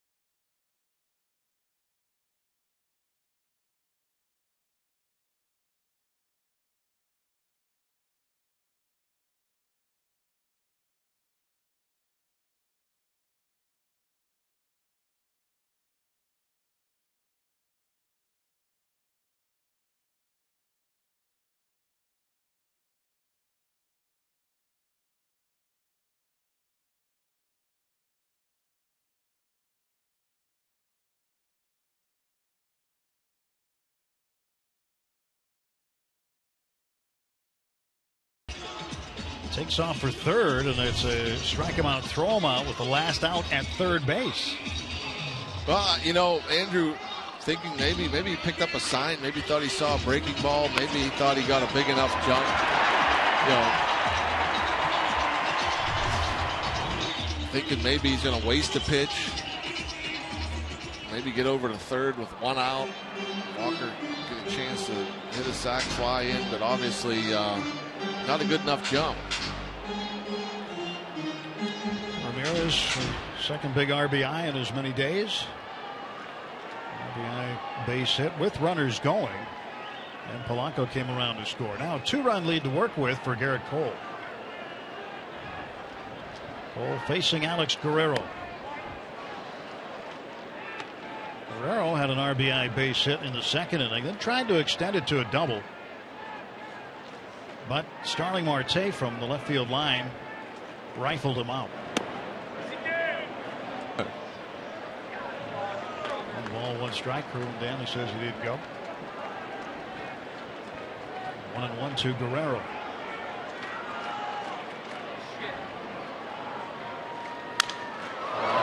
Hopper towards short. The bat almost gets Ramirez. Strong throw by Mercer to get him out. I mean, Ramirez made a first move toward the ball, but ended up having to run for cover. That spear was hurtling toward him. That was pretty funny. I guess if you're not around Ramirez, it's not funny, but that thing was chasing him. And, you know, anytime the ball is hitting that general direction, Ramos not taking any chances. His first steps toward the ball, then he's like, no, Meantime, Mercer making a throw to first base. Here's Jimmy Rollins batting. Rollins, a switch hitter, batting left-handed and hitting in the pitcher's spot in the fifth inning. Waiting for Garcia.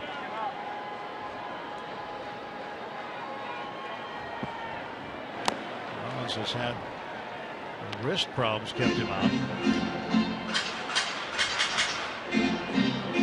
But able to pinch hit for 220. Hit in the eighth inning last night and popped up to Ramirez. Pops up, but it's out of play this time for strike two. Now, if you're the Dodgers and you got Corey Peterson playing the way he is, but you got a veteran like Jimmy Rollins, who they went out and got to secure that shortstop position this year and help him into the postseason. Guy's been there a lot. What do you do? You know, Seager, he's obviously ready. You know, he's ready to be a big league shortstop, an everyday guy. Until he struggles, if he struggles, he plays. 2-2 pitch to Rollins. Struck him out. Another strikeout for Garrett Cole. Let's go back to our Root Sports studios for this game break.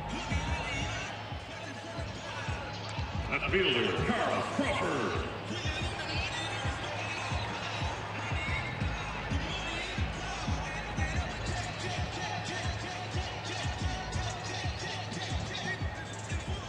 All right, thank you very much, Paul.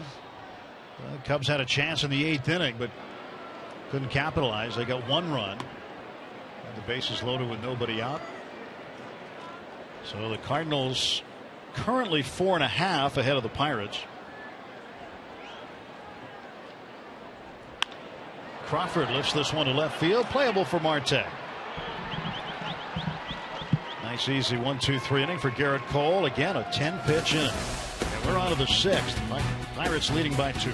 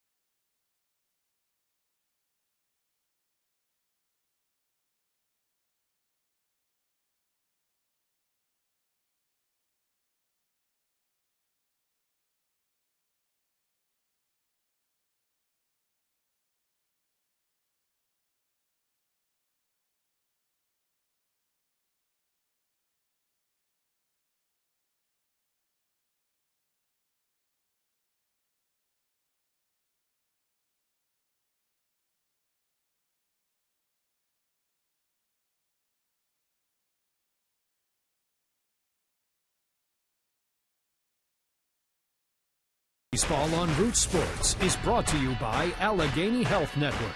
Health for all. By Kenny Ross. Just ask a neighbor. And by Levin's, the official furniture and mattress supplier of the Pittsburgh Pirates. For the best quality, service, and value, shop Levin's. Let's go Bucks! 4-2, Pirates with the lead, top of the 6th inning. 4.5 games the distance now, as the Cardinals have beaten the Cubs today. The Cubs game and a half behind the Pirates, so the Pirates win. The distance remains 4 behind the Cards, and then it'll be a 2-game cushion between the Pirates and the Cubs. Carlos Frias, the third pitcher used by Don Mattingly this afternoon. Papas Fritas. 5-5, 4.39 ERA. Not a lot of strikeouts. And not a very impressive opponent's average. 25-year-old from Nagua in the Dominican Republic, facing Cervelli.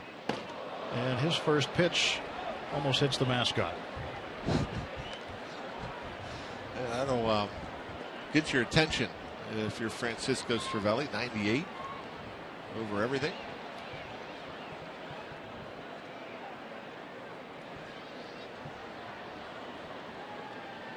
A stretch by Frias in the pitch.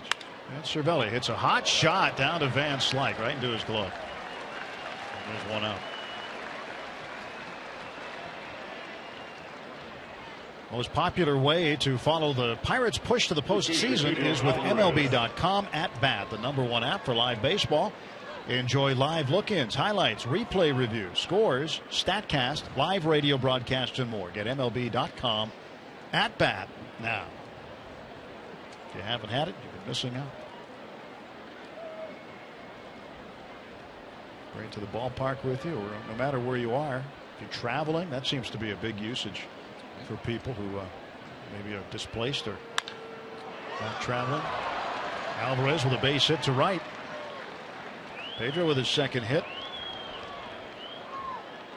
You can hit the fastball. You can turn it around with the best of them. He gets one at 98. And he always seems to be geared up for it.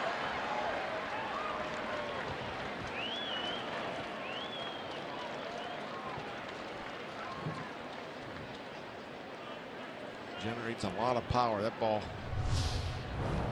jumping off the bat. That'll be it for Pedro. Sean Rodriguez. Pinch run. Play first base. Pitch outside for a ball to Mercer.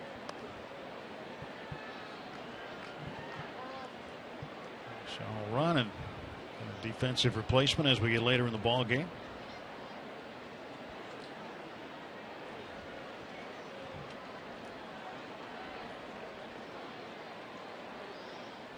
Two Pirates, 4 runs on 7 hits, 2 runs on 5 hits, and 2 errors for Los Angeles.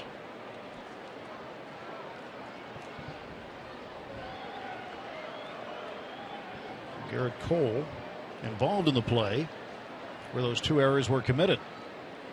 The Pirates ended up tying the game.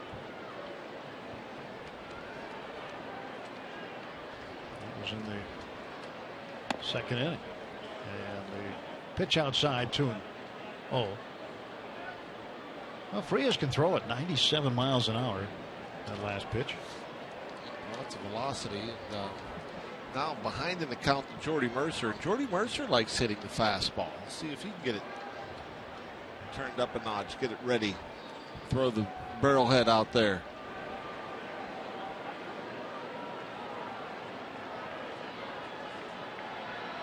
Two-0 pitch. And a bouncer to the left side. Seager with it. Flips to Utley for one. Back to first. Too late. And Seager had to go a long way to his right to establish the play. And the more we see him play, the more impressed you have to be with him. Smooth.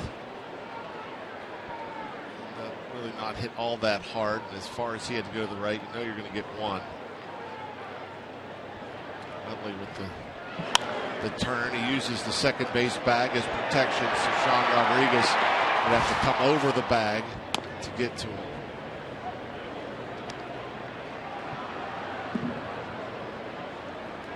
Mercer at first base, 2 men out. Garrett Cole 0 for 2.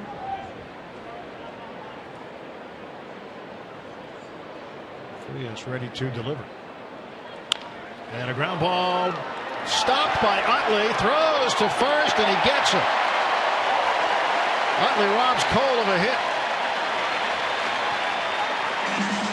Heck of a play. Garrett Cole not happy.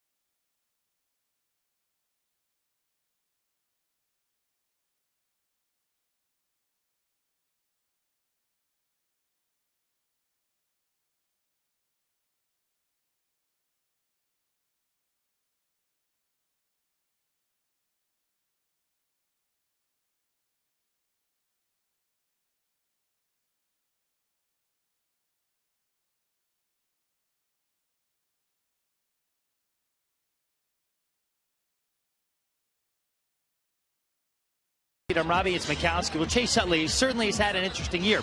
He was with the Philadelphia Phillies when Cole Hamels threw his no-hitter at Wrigley Field. Jake Arrieta was the opposing mound pitcher. Since then, it's been, well, rather interesting for the former Phillies second baseman. Now, he was able to, when he got traded, his first game was in Houston, and that is when Mike Fiers threw his no-hitter against the LA Dodgers. Chase Utley made the next to last out. Now, fast forward 9 days later when the Dodgers played host to the Chicago Cubs, guess what? Jake Arrieta threw his no-hitter, and the final out was Chase Utley, who struck out swinging. So, yes, he was no-hit twice in his first 9 games as an LA Dodger. But at least, Tim and John, he's seen 3 of the 6 no-hitters have been thrown in Major League Baseball this year. And speaking of Arrieta, Cole Hamels, I mentioned a moment ago, his mound opponent that day was, of course, Jake Arrieta, the guy who the Buccos have obviously quite a bit of history with. But still, Chase Utley, what a season it's been for him. And he was part of the no-hitter, of course, that Roy Halladay threw back in 2010 against the Cincinnati Reds in his first ever playoff start. So what a career. And how many stories can that guy tell with no-hitters? I'm sure you can tell quite a few. Yeah, to have seen and been present for half the no-hitters that have been thrown in the league this year, in the game this year. That's amazing. That really is amazing. It just doesn't happen very often. And nobody wants to be the last out. No. But he was in one of those games. A 281 career hitter, 235 home runs, 921 RBIs. And playing at home now in Southern California. He's out of Pasadena. Well, Garrett Cole with 8 strikeouts in the first 5 innings. They face Utley, Seager, and Ethier. Pirates up 4-2.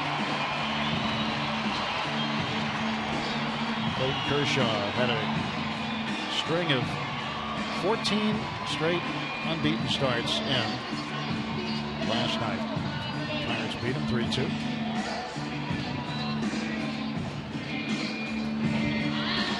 Oh, what a pitcher he is. Yeah. Impressive.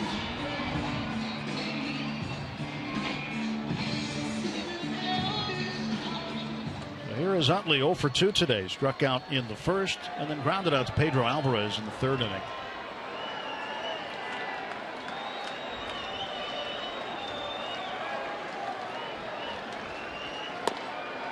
You got me thinking about their Ramos Ramirez Hall of Fame credentials. So one guy popped in my mind right away who I think he's comparable to is Moises Alou.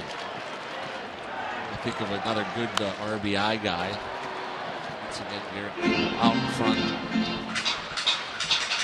I think a guy like Alou, I mean, you think of Hall of Fame, you think of somebody that's dominating the game or one of the very top hitters in the game for an extended period of time.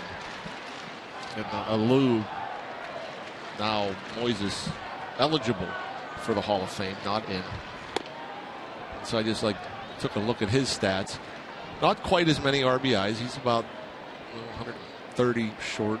Not as many homers, about 50 short. Batting average for Alou, a little better. Hits are pretty close. A pretty good pitch right here that was called the ball. Just outside. Two-seamer just runs off the plate. Count even to Utley. So for me, that's, Alou, I don't know if he gets in. Ramirez, he'll probably have to take the same route. Wait and see. Ramos needs 3 more hits for 2,300 in his career. With 2 today.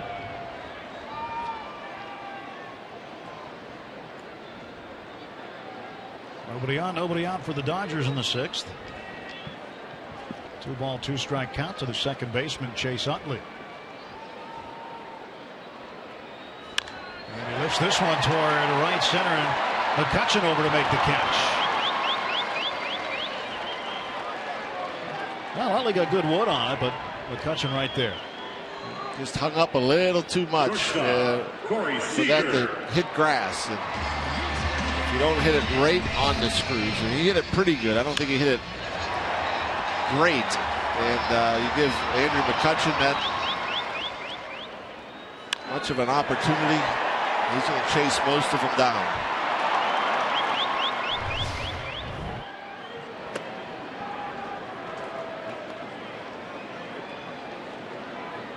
Corey Seager 1 for 2 with a double in the 3rd.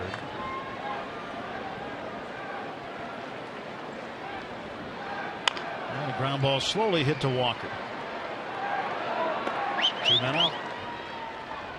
Well, we told you that the Cardinals beat the Cubs 4-3. Some news out of that game, John.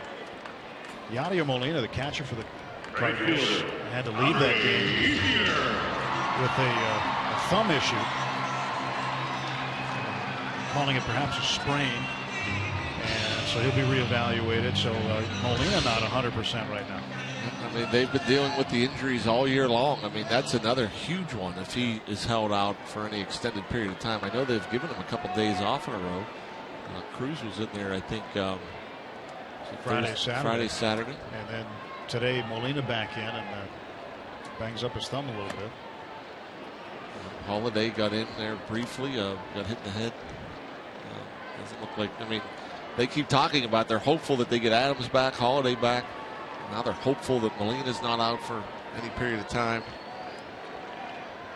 1-0 to Andre Ethier. He takes a strike.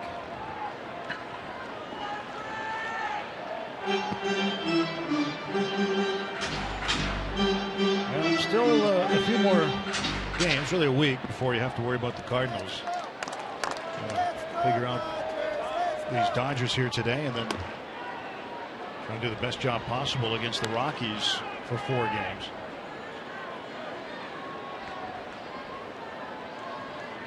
Rockies out of contention, eliminated from the postseason. Would you rather play against a team that's got something to play for, or a team that's just playing it out? You know, sometimes the environment might affect the way you go about it. You know, I think it's always better to play in front of a spirited crowd, a crowd that knows there's something up for grabs. You expect to go into Colorado, it's going to be kind of quiet, probably won't be too big of crowds. But I know this, you can't fall asleep on them. I mean, they still have a strong lineup. They're capable of scoring a bunch of runs. They've had issues with their pitching, but they don't have issues with their offense. And he knows better than anybody, Clint Hurdle, that home field advantage that they have there in Denver.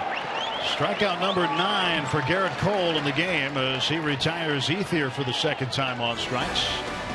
4-2 heading to inning number 7.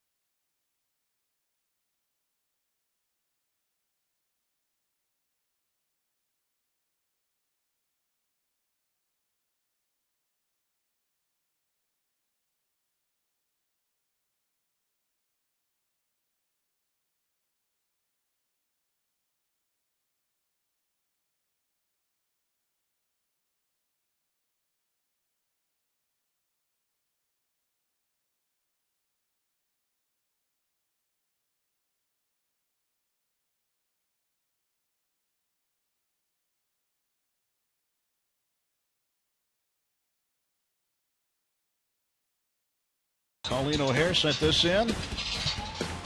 Wow, they're in Pisa in Italy. You see the Leaning Tower? Well, you could raise the Jolly Roger off that tower, couldn't you? You would think that would be a good place to put it. Well, that's strong. That's a long way to go to raise the Jolly Roger. All the way to Italy. 4-2, Pirates lead, top of the 7th, top of the order up. I know a lot of fans out here. I know when we were leaving the ballpark last night, we were in a cab and some Pirate fans drove by and saw who was in our cab and started yelling. Just about every car in LA drove past our cab last night. That's true. Yeah.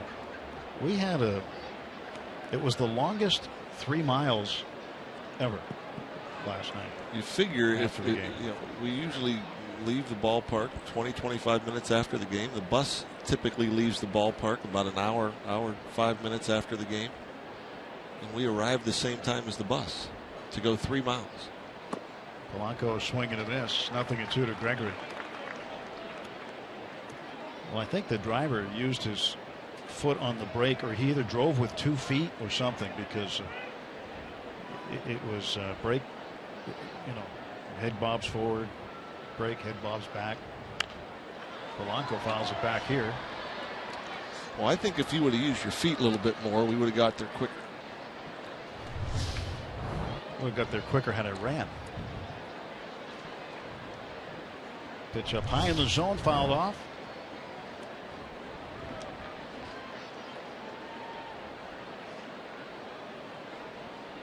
Nothing in 2 to Gregory.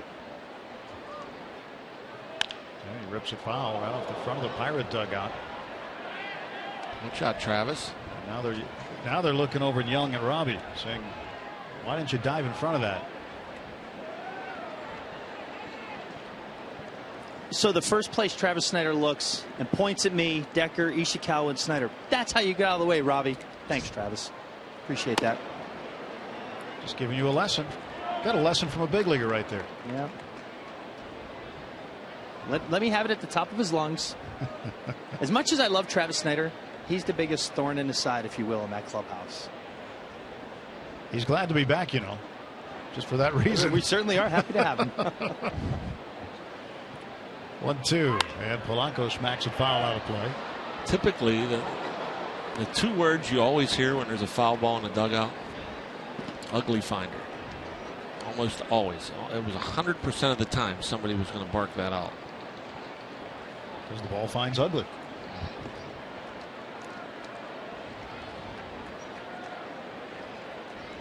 Now the 1-2 to Polanco. In the air to shallow right. Utley is out. And make the catch. And for the Bucks in the top of the 7th. The next University night is for Pitt fans. Next Wednesday, September 30th, the Cardinals are in town. By purchasing tickets online, you can enjoy fellow Pitt fans and alumni for a night at PNC Park, and you'll receive a Pirates cap in Pitt's colors. Tickets start at just $19 to receive your hat. Purchase tickets at pirates.com/Pitt. Starling Marte takes up high. Marte with a home run in the 3rd inning. He's 1 for 3. And not your average run-of-the-mill home run either. 446 feet.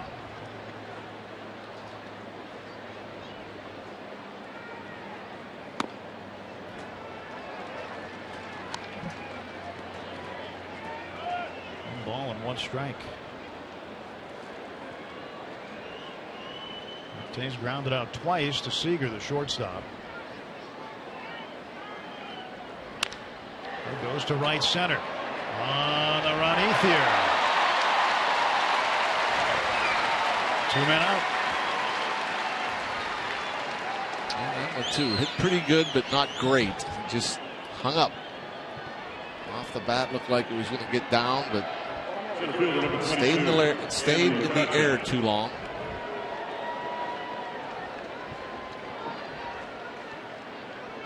Garrett Cole, 89 pitches for him, so he's in pretty good shape right now. After 6 full. Andrew has walked 3 times today and was caught stealing at 3rd base to end the 5th. And what was part of a strike him out, throw him out, Walker, who had struck out for the 3rd time. In fact, Walker and McCutchen having opposite days. Walker struck out 3 times. McCutchen's walked 3 times.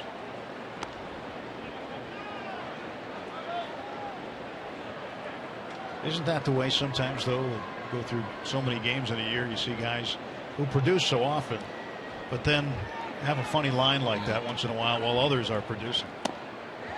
Some days there's just no explanation for it. It's just maybe it's a matchup thing. Maybe a guy has something you're just not picking up. Can't do anything with.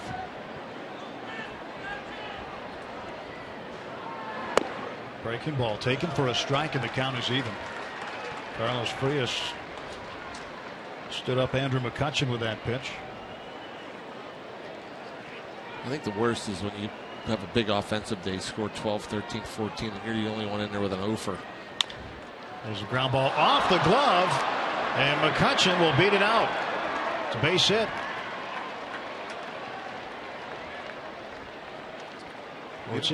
What's even worse than that is when you have a big inning and you make the first and last out. Yeah, that's never fun.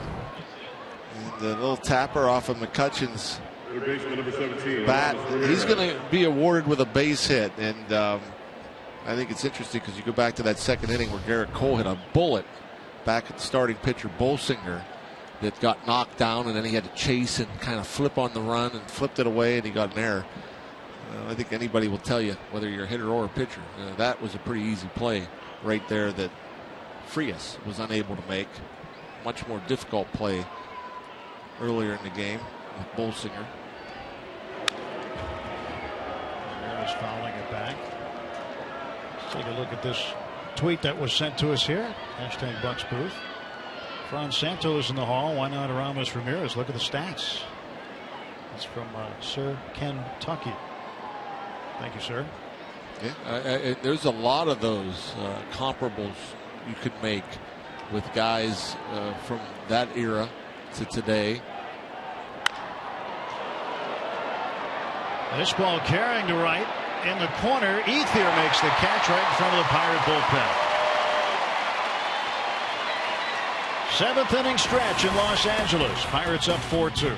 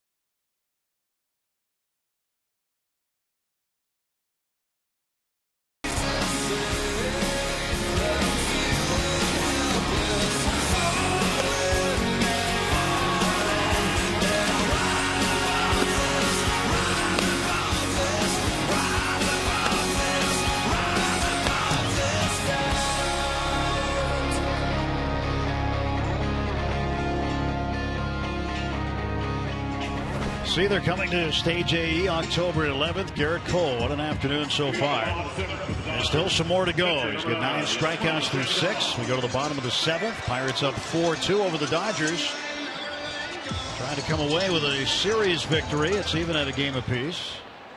Dodgers, meantime, have won 7 straight series. Pirates hoping to put an end to that streak today. Grandal takes a strike. Yasmani Grandal struck out in the first and then grounded out in the 4th.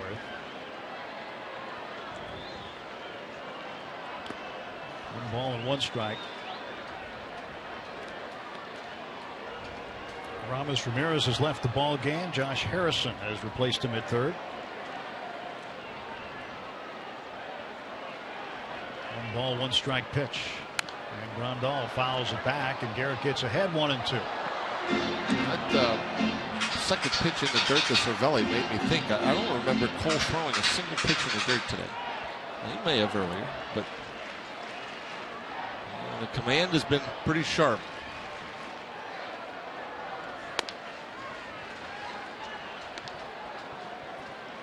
And for the most part, it looks like he's been able to put it where he wants to. Gave up the triple. Carl Crawford ambushed him with a triple in the first. First batter he faced. A good pitch right there, and it is called a ball. Cole looks back at Andy Fletcher and says, "What do you mean? Let's take a look." That's way inside the box. Amazing. Amazing. That's not a called strike.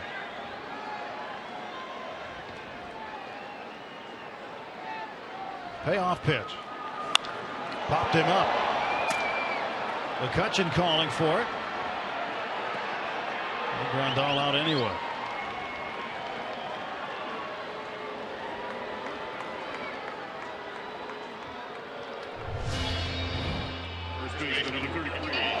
Comes right at him and ruins a perfectly good bat after popping that one up.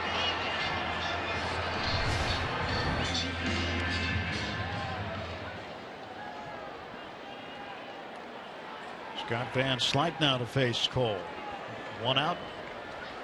Home half of the 7th. And a strike off of Cervelli.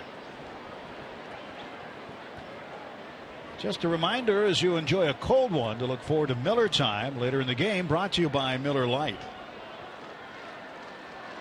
Cold drinks important on a day like today. Oh, I'd say. And Slyke hits one to center field. Back goes McCutcheon to the wall. He leaps. It's gone. A home run for Van Slyke.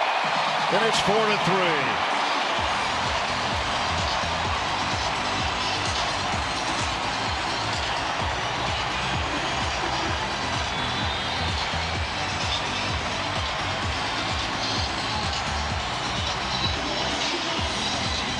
The 6th home run of the year for Van Slyke. Breaking ball just didn't get it away enough. Left it in the middle inner half of the plate. And Van Slyke, just enough of that one. Just out of the reach of McCutcheon.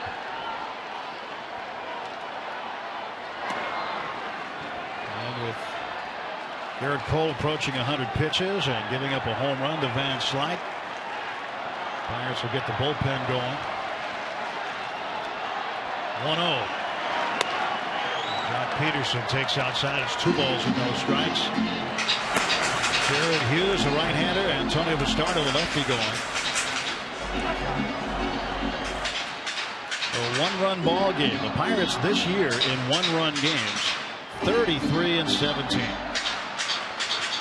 Garrett Cole does not give up very many home runs on the year. It's just a 10. I mean, 10 home runs in 30 starts is really good. A strike delivered knee high to Peterson. 97-mile-an-hour fastball. Coming into this game today, Garrett Cole 2nd in the NL. And fewest homers allowed per 9 innings.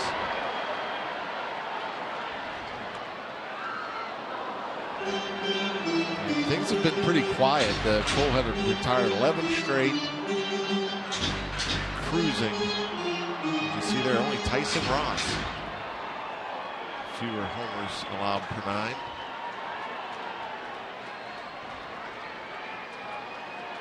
Coming into the game today. And the 2-2. 3-2.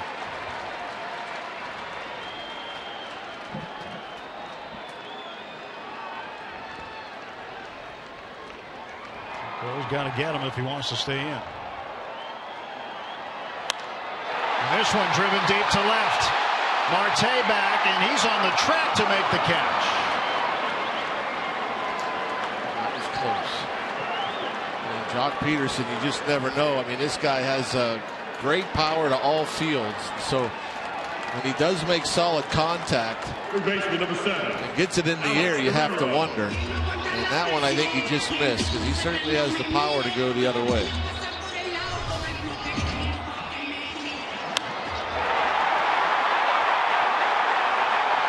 Garrett Cole wasn't sure either.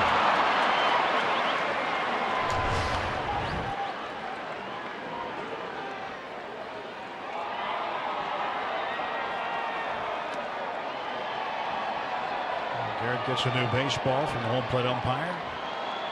He threw the last one out. He wanted one that has some strikes in it. Pitch to Guerrero. That's up high.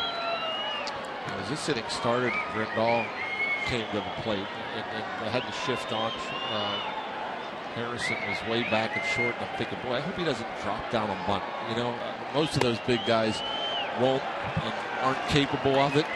But you're thinking, when you get this late in the game and you're up or down by 2, that's the ideal time to get a hit, because you need a base runner, obviously, to tie the game with one swing. Thankful that Garrett Cole was able to retire the leadoff batter before the Van Slyke homer.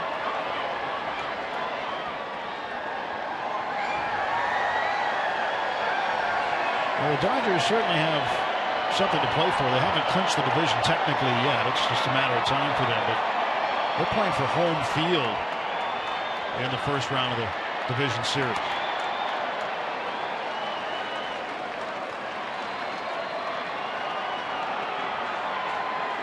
If the season ended today, they'd play the Mets. And they would have home field. There's a bouncer toward Jayhead. He fields it. Goes on the run. One run on the home run by Scott Van Slyke brings the Dodgers a runner closer. Pirates still leading as we go to the 8th.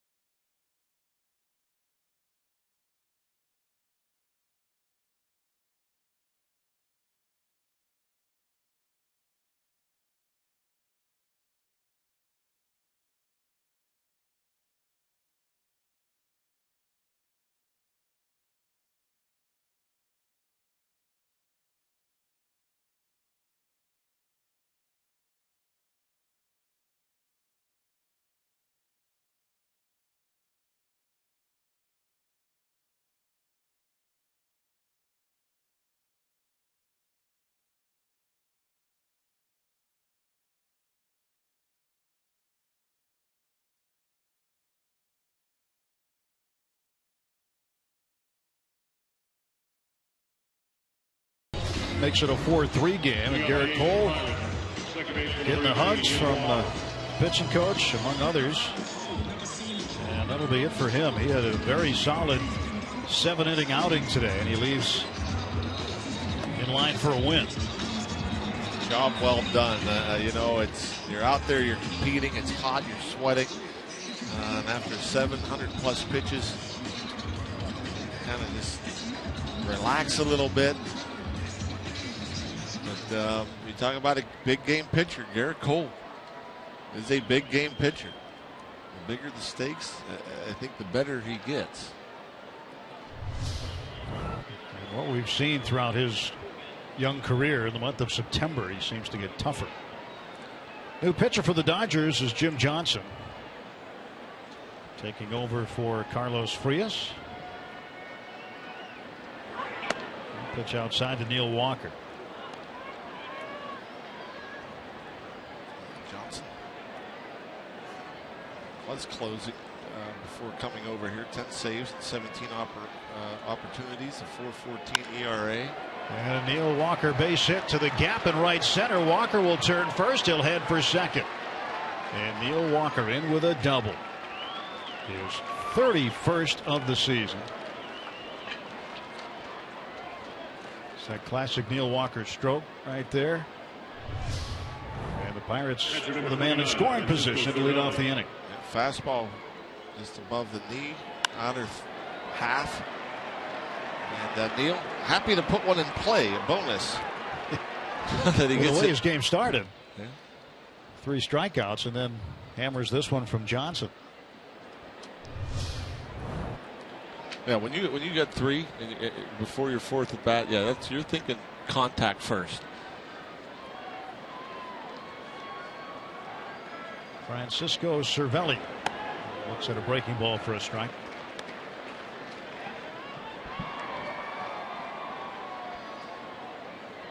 Cervelli had a base hit, scored a run in the second inning. Tried to bunt his way on in the 4th and was thrown out by the third baseman Guerrero. Made a nice play on him. And he grounded out to first base in the 6th. 1 for 3. Corners are in. And Cervelli gets time. Have been able to answer. Every time the Dodgers have scored this afternoon, the Pirates answered with a run. Looking to do it again here at the top of the 8th. Chopper wide to third base.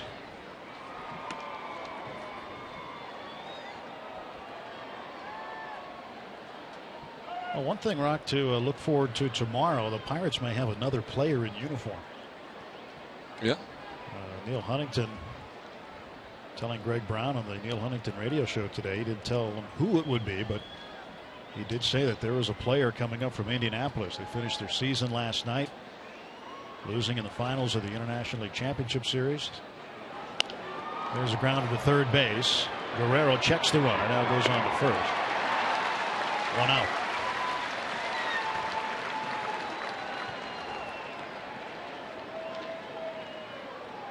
You can get on board with the Pirates for next season. The Pirates are now accepting deposits for full and partial season ticket memberships. Get access to exclusive events, the best locations and savings, and customizable memberships too. Plus 2016 full and half season deposits. Receive 2015 postseason access. Go to pirates.com/membership for more information. Sean Rodriguez, first time up. He pinch ran for Pedro Alvarez in the 6th inning. Pedro got on with a base hit. Pedro would finish the day 2 for 3 with a home run. Bucks looking for some insurance now in the 8th.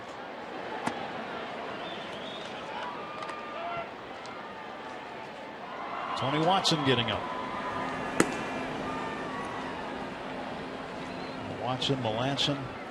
Great combination. Did the job again last night. 1-1 to Sean.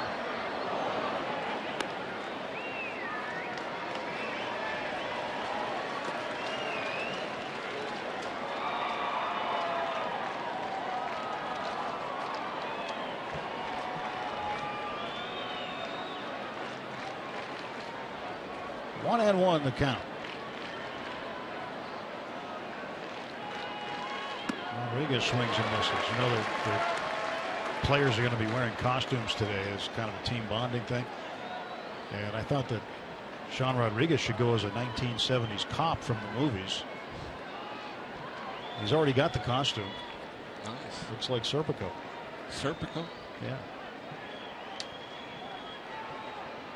I know some folks call him Cheech.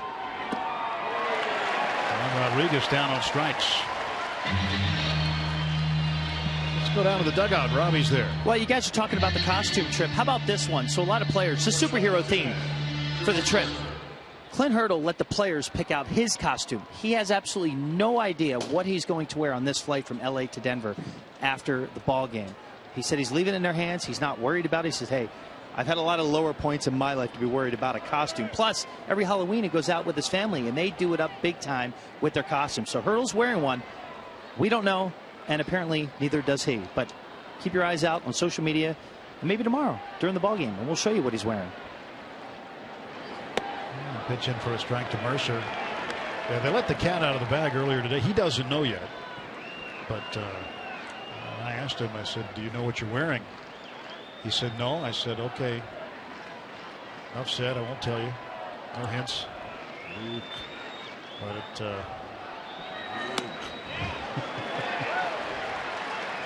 no hints. We're not supposed to say it. Well, A.J. Burnett is, I wonder what his costume will be. Give your 3 guesses, and the first 2 don't count. No brainer. 0-2 pitch.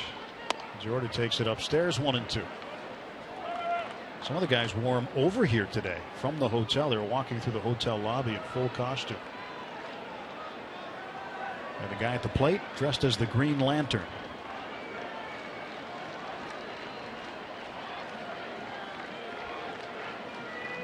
Johnson's 1-2 pitch. That's down low. Jeff Locke was in costume. Guess what he was? No brainer. Robin. And before we leave Dodger Stadium, the team will take a team photo, so you'll get a chance to see it probably somewhere on social media, as Robbie mentioned. That would be the second time that happened here. That's right. When Arrieta threw his no-hitter, that was the Cubs' pajama trip. So they all took a team photo in pajamas out on the field after that game.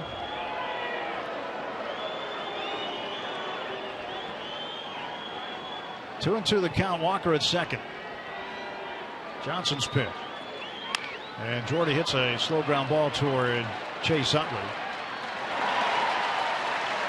And the Pirates done in the top of the eighth. No runs, hit a man left. Here comes Tony Watson.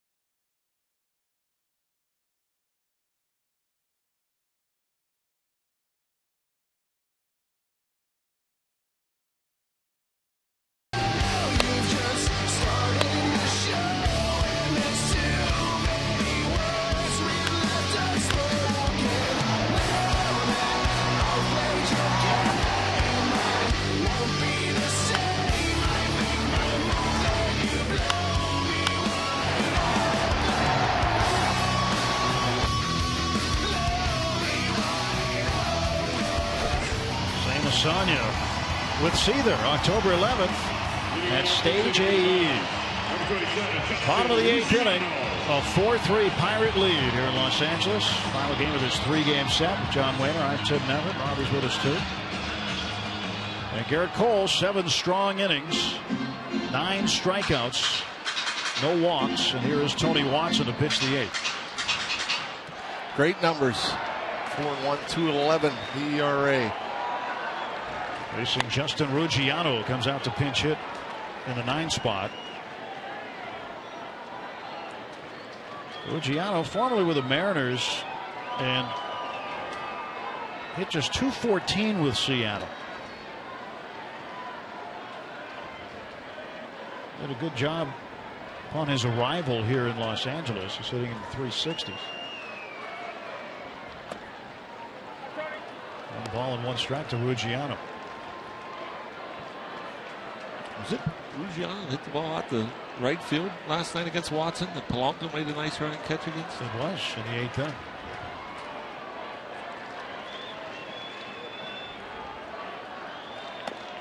Outside. 2 balls and a strike. Hard to tell if the Pirates are in no doubles right now. I mean, Marte deep and left. Andrew about normal in center. Polanco looks to be about straight up. Strike on the corner. 2 balls and 2 strikes. I'm thinking, I'm not sure if that was a called strike or if I thought I heard a yes he did, as in that was a swing. Thought he held the swing, but strike either way. That one inside. They count full 3-2. Yeah, that ball Ruggiano hit was off of Watson last night. And Howie Kendrick waiting in the on-deck circle. So Don Mattingly going to the bench here in the 8th. 3-2 pitch. Wait as Watson needs to get reset.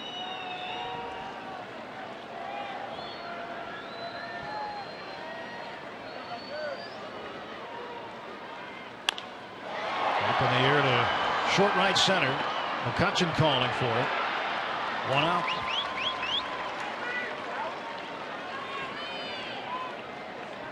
Tony gets the fly out.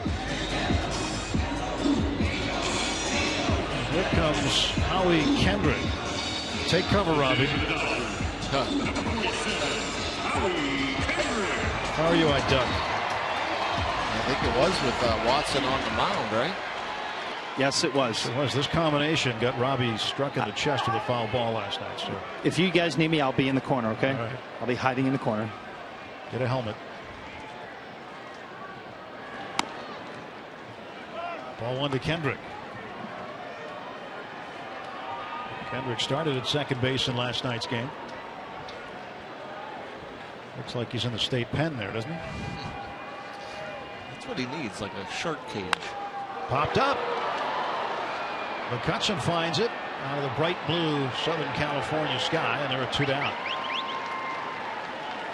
Tony has induced 2 flyouts to Andrew. All good this time. Second baseman, number 26. All right, you're in the clear. Utley.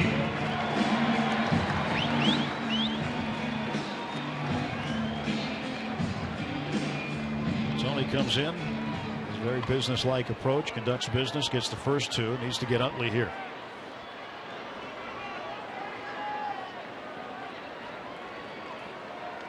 Oh for 3 today for the veteran second baseman. And a hot shot down to first. And Utley's 0 for 4. A 1-2-3 inning for Tony Watson. Just 9 pitches. And we're on to the 9th inning. 4-3 Bucks.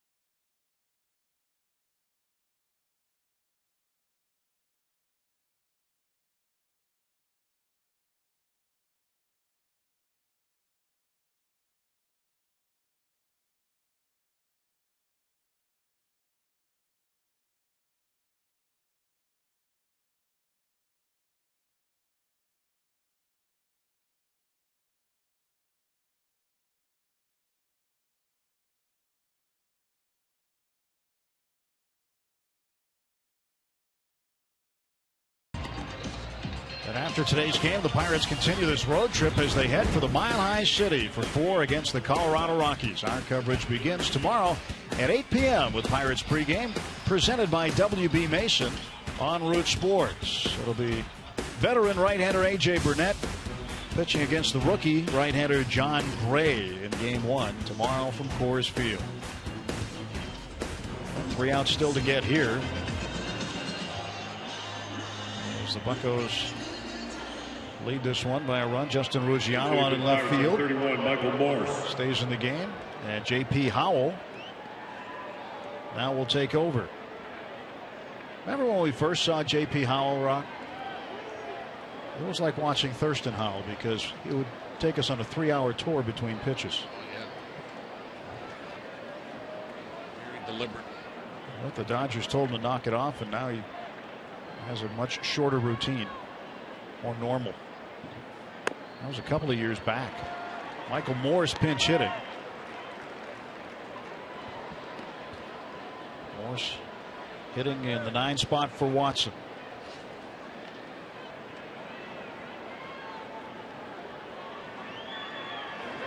It's outside for a ball.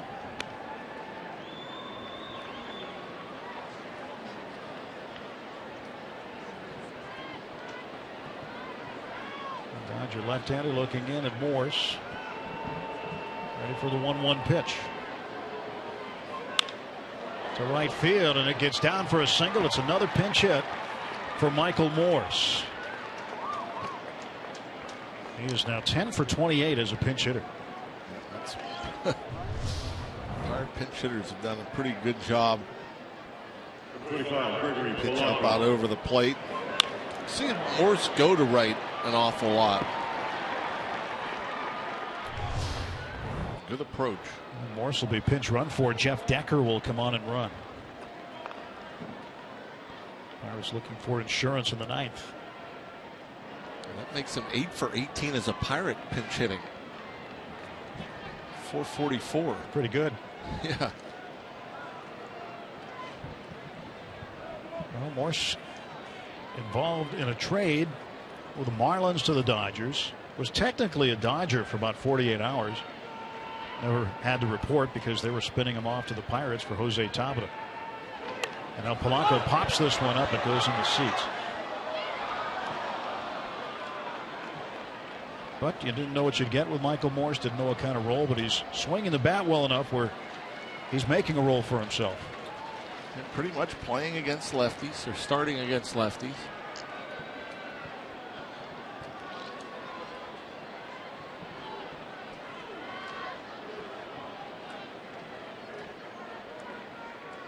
No balls, 1 strike to Polanco.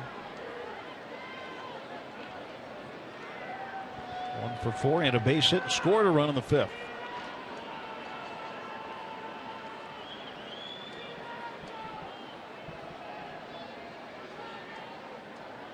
Long look by J.P. Howell. Was holding to see if anything was on.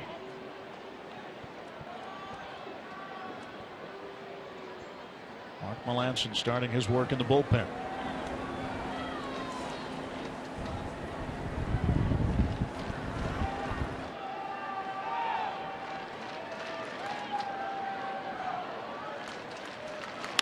Gregory hits a ground ball to Utley.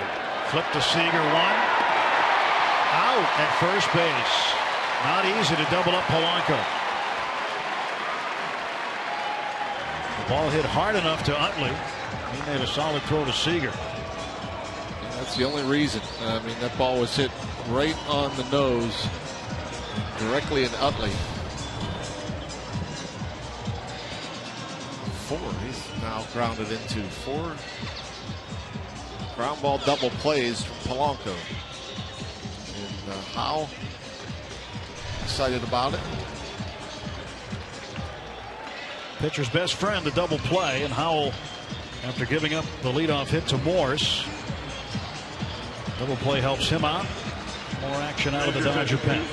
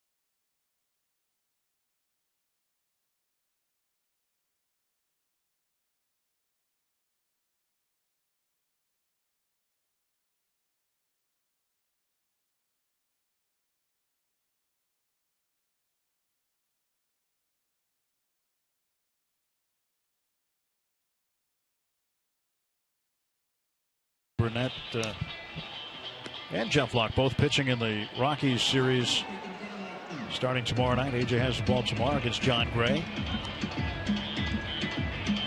First trip to Colorado this season. And Juan Nicasio will take over for J.P. Howell with 2 outs. 1-3, 346 the earned run average, 49th appearance. Pretty good strikeouts per innings. Keeps it in the ballpark. Recently had an abdominal strain. Missed some time through mid to late August. But back pitching now. And facing Starling Marte.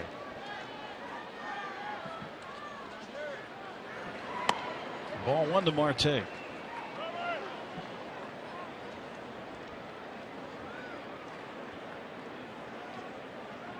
Neither team has scored more than 1 run in any inning.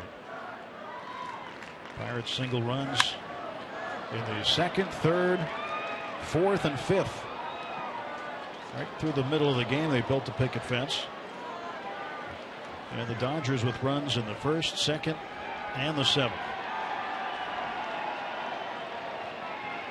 Looks like Mark Melanson in the bottom of the 9th going to face at least 2 of the 3 hitters he faced last night.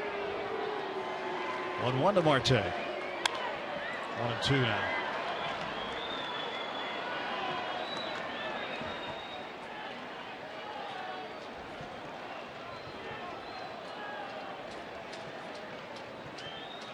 Another good crowd here today, Rock. 47,000 plus. They've drawn just about 150,000, a little under 150,000 for 3 games. It's a big ballpark.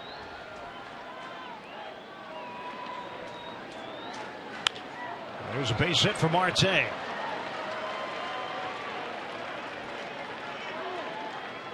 Second hit of the game for him. 2 for 5 today.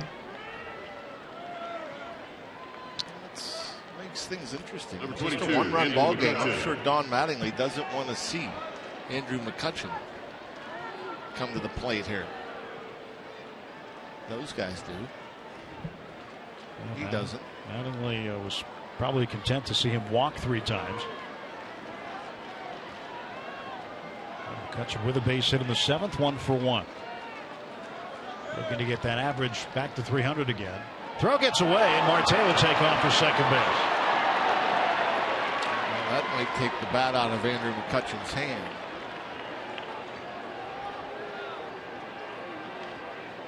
Third error this afternoon for the Dodgers. Second one on a pitcher.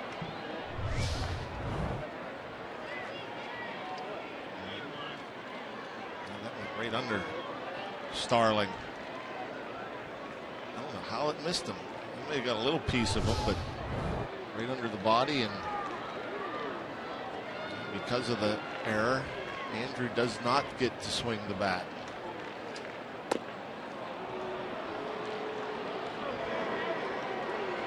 Well, they're not happy. A lot of folks came here to see McCutchen swing the bat. They got to see 1 hit. This will be the 4th time he's been walked today.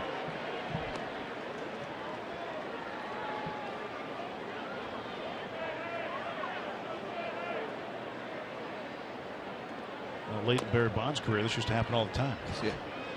That was every day. He'd get walked. Sometimes with the bases loaded. I think he had over. I know he had over 100 intentional passes in a year. I want to say it was like closer to 2. And that's for Andrew's 12th. Batting. Third baseman number 5, John. The only other time McCutchen has walked 4 times in a game, September 1st, 2009, in Cincinnati against the Reds. Wow.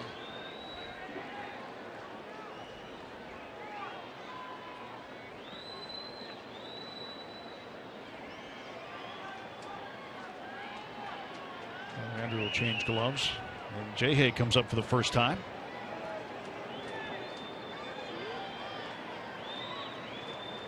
Chance to add on with 2 outs in the top of the 9th. Harrison, strike 1. You have to wonder why they change gloves. If they have like padding in the glove, or batting gloves aren't for running. You know why Starling changed his gloves. Protect the thumb.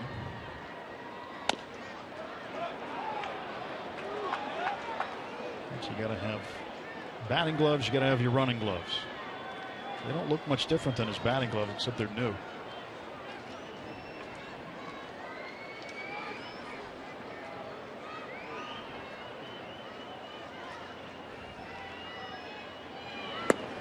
A day like today, you'd sweat through them anyway. Thin leather.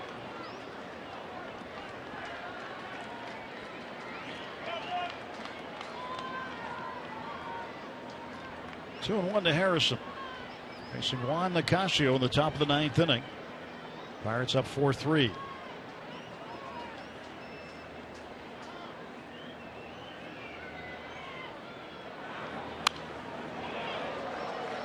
Two balls, 2 strikes now to J-Hay.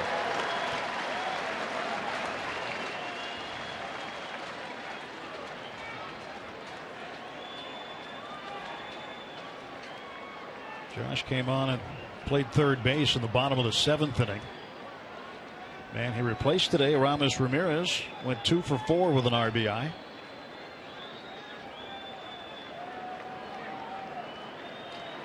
He's a big hit. Anything gets to the outfield will score Marte. 2-2 pitch from Nicasio.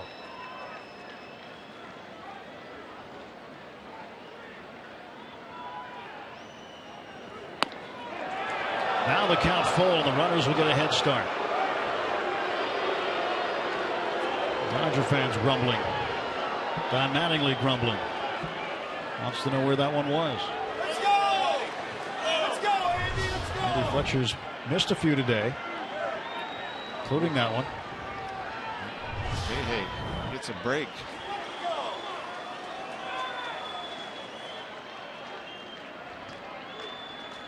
Payoff pitch from Nicasio. There go the runners. And J-Hay hits a ground ball toward the middle. Slowly hits. Seager charging. Throwing safe. And Marte fell asleep between third and home.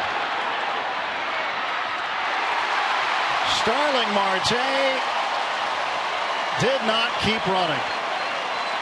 He assumed there was an out. And that is the end of the inning. Mark Melancon trying to close it.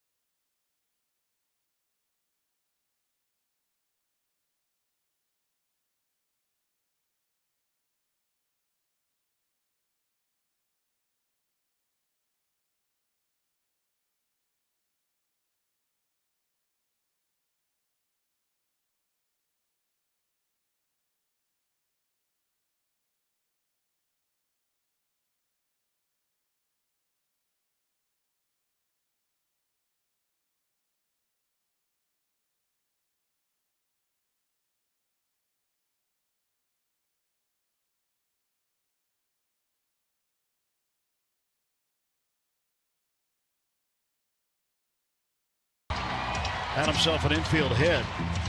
And Starling Marte apparently thinking this was an out, John, because he just gave up coming around third. There's good base running and bad base running. Good base running is you go hard all the way from the crack of the bat around third. And on an infield hit, he probably could score. If he goes hard from second all the way around third and keeps going, he might steal a run with really good base running. But you slow up around third, then you slow up after you get past third, and then you make the last out of the inning. I mean, that's bad base running. I mean, we've seen it way too often, the bad base running. But if he's going hard from as soon as this ball's hit, he's around third already. He's halfway home and probably beats a throw if he goes hard the entire way. We talked about this earlier with Francisco Cervelli, who scored the first Pirates run back in the second inning. He was at second base when there was a ground ball that Cole hit off, or a line drive that Cole hit off the pitcher. Now Cervelli came around third. He was running hard. He kind of looked up. He saw that the ball got away, and he was able to score. Hold on. I can't hear you, Dodger fans. But in that situation, that's where you could steal a run. When you got somebody like Marte or Polanco or McCutcheon at second base, and there's a ground ball that could go for an infield hit, you go hard. You could sneak one in there. You add an important insurance run for your closer, who's looking now, Melanson, for his 48th save. Melanson, the Pirates' single season saves leader, set the record last night. Got 3 weak ground balls last night with a save. Seager was one of them, and he takes a strike. And 3 mishits last night by the Dodgers hitters against Melanson. Good cutter against the lefty. Bears in on. Saws that bat in half. He's ahead, 0-2. That pitch ends up a foot, maybe more than a foot off the inside corner. 94. That's as firm as we've seen from Mark Melanson.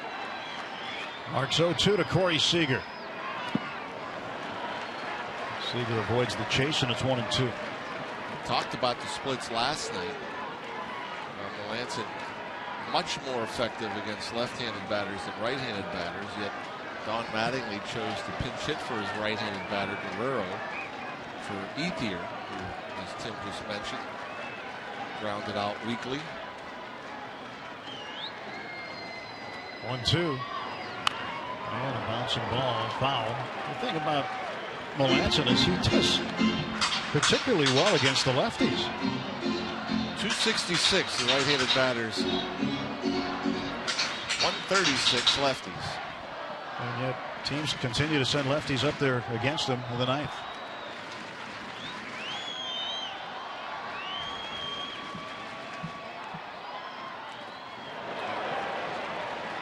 You know what else was an interesting move by Don Mattingly last night, as he tried to match up the lefty against the righty Melanson, was when the Dodgers had the bases loaded last night, and Lariano was still on the mound. He chose to use the rookie, Austin Barnes to pinch hit when he had Van Slyke on the bench.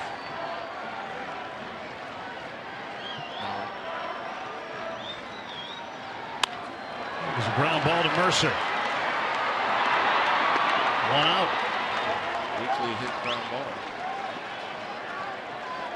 Mark, after the game last night, after he set the club record, picture of his glove, and there's the ball that was used. It's pretty special, though, on the Pirates franchise record. 47 games that he has saved. He passed Mike Williams last night.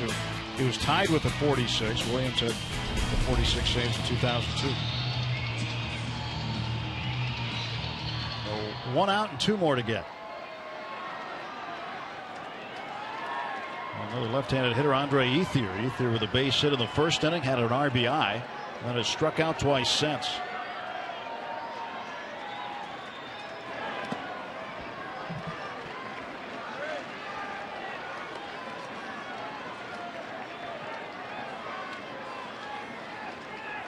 First start for Ethier in this series.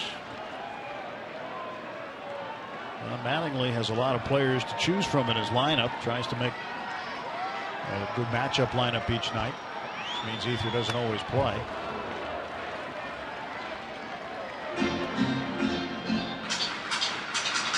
That Van Slyke bat, are not using Van Slyke. I mean, there was, he was banged up, had a problem with his hand. We had 5, but obviously if he's in the starting lineup today, he was capable of pinch hitting last night. And he hit a home run today. 1-1 pitch. Ethier swing and a miss. Melanson right by him at 93. 1 ball and 2 strikes to the Dodgers right fielder. Melanson trying to save this one for Garrett Cole. Cole in line for a 17th win.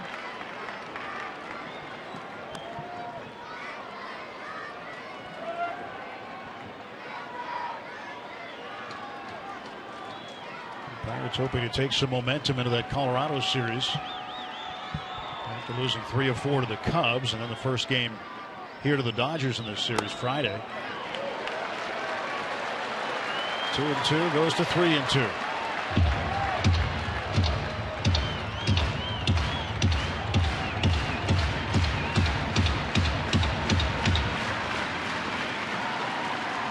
Osmani Grandal on deck.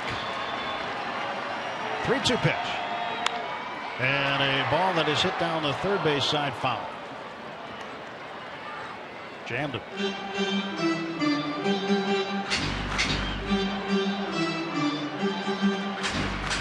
Just pounding him in. One cutter after another.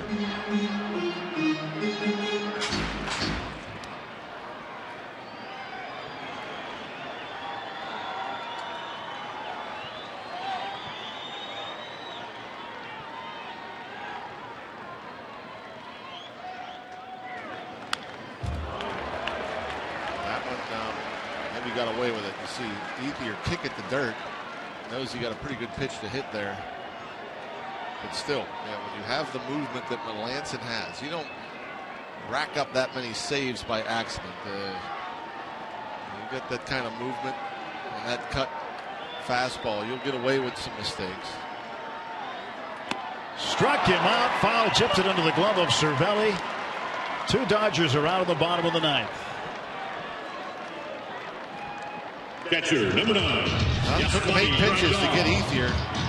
Get the fastball. Didn't have much cut to it. Put it by him.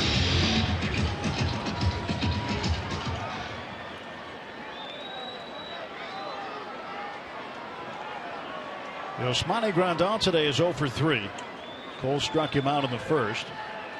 One of Garrett's 9 strikeout victims. Base is empty, 2 men out.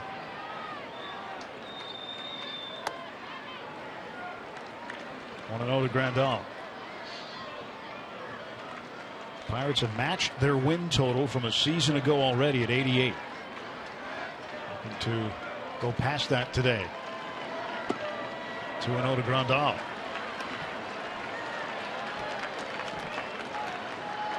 Now you assume Mark Melanson behind the count has to come in there with a strike, and I doubt he's going to try to trick Grandal. Be his best against the left-handed power hitter's best. Well, he's inside 3-0. Mark needs to come back. Does not want to put the tying run on.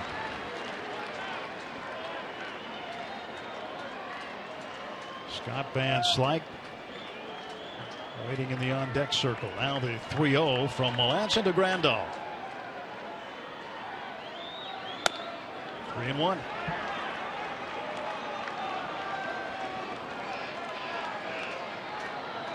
The San Francisco Giants defeated Arizona 5-1 today.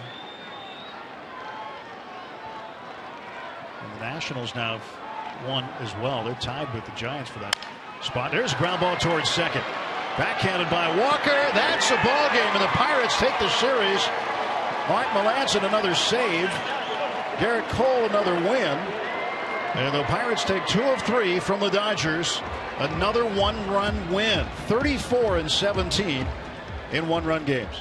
I tell you what, that's just what the doctor ordered. You get Garrett Cole out on the mound and he dominates like we've seen before. The Pirates, again, like you mentioned, the picket fence, they're just busting out 1 run after another for 4 straight innings. Reduced the magic number to 3. Remain just 4 back of the Cardinals. You gain a game on the Cubs. And that's a big, after losing 4 straight, a big series win here in LA. And now it is on to Colorado and the Rockies for 4. Have to continue to step on the gas pedal here. Pirates win it 4-3 in Los Angeles. Let's go back to our Root Sports studios in Pittsburgh, where Paul Alexander and Kent Tekulve are there.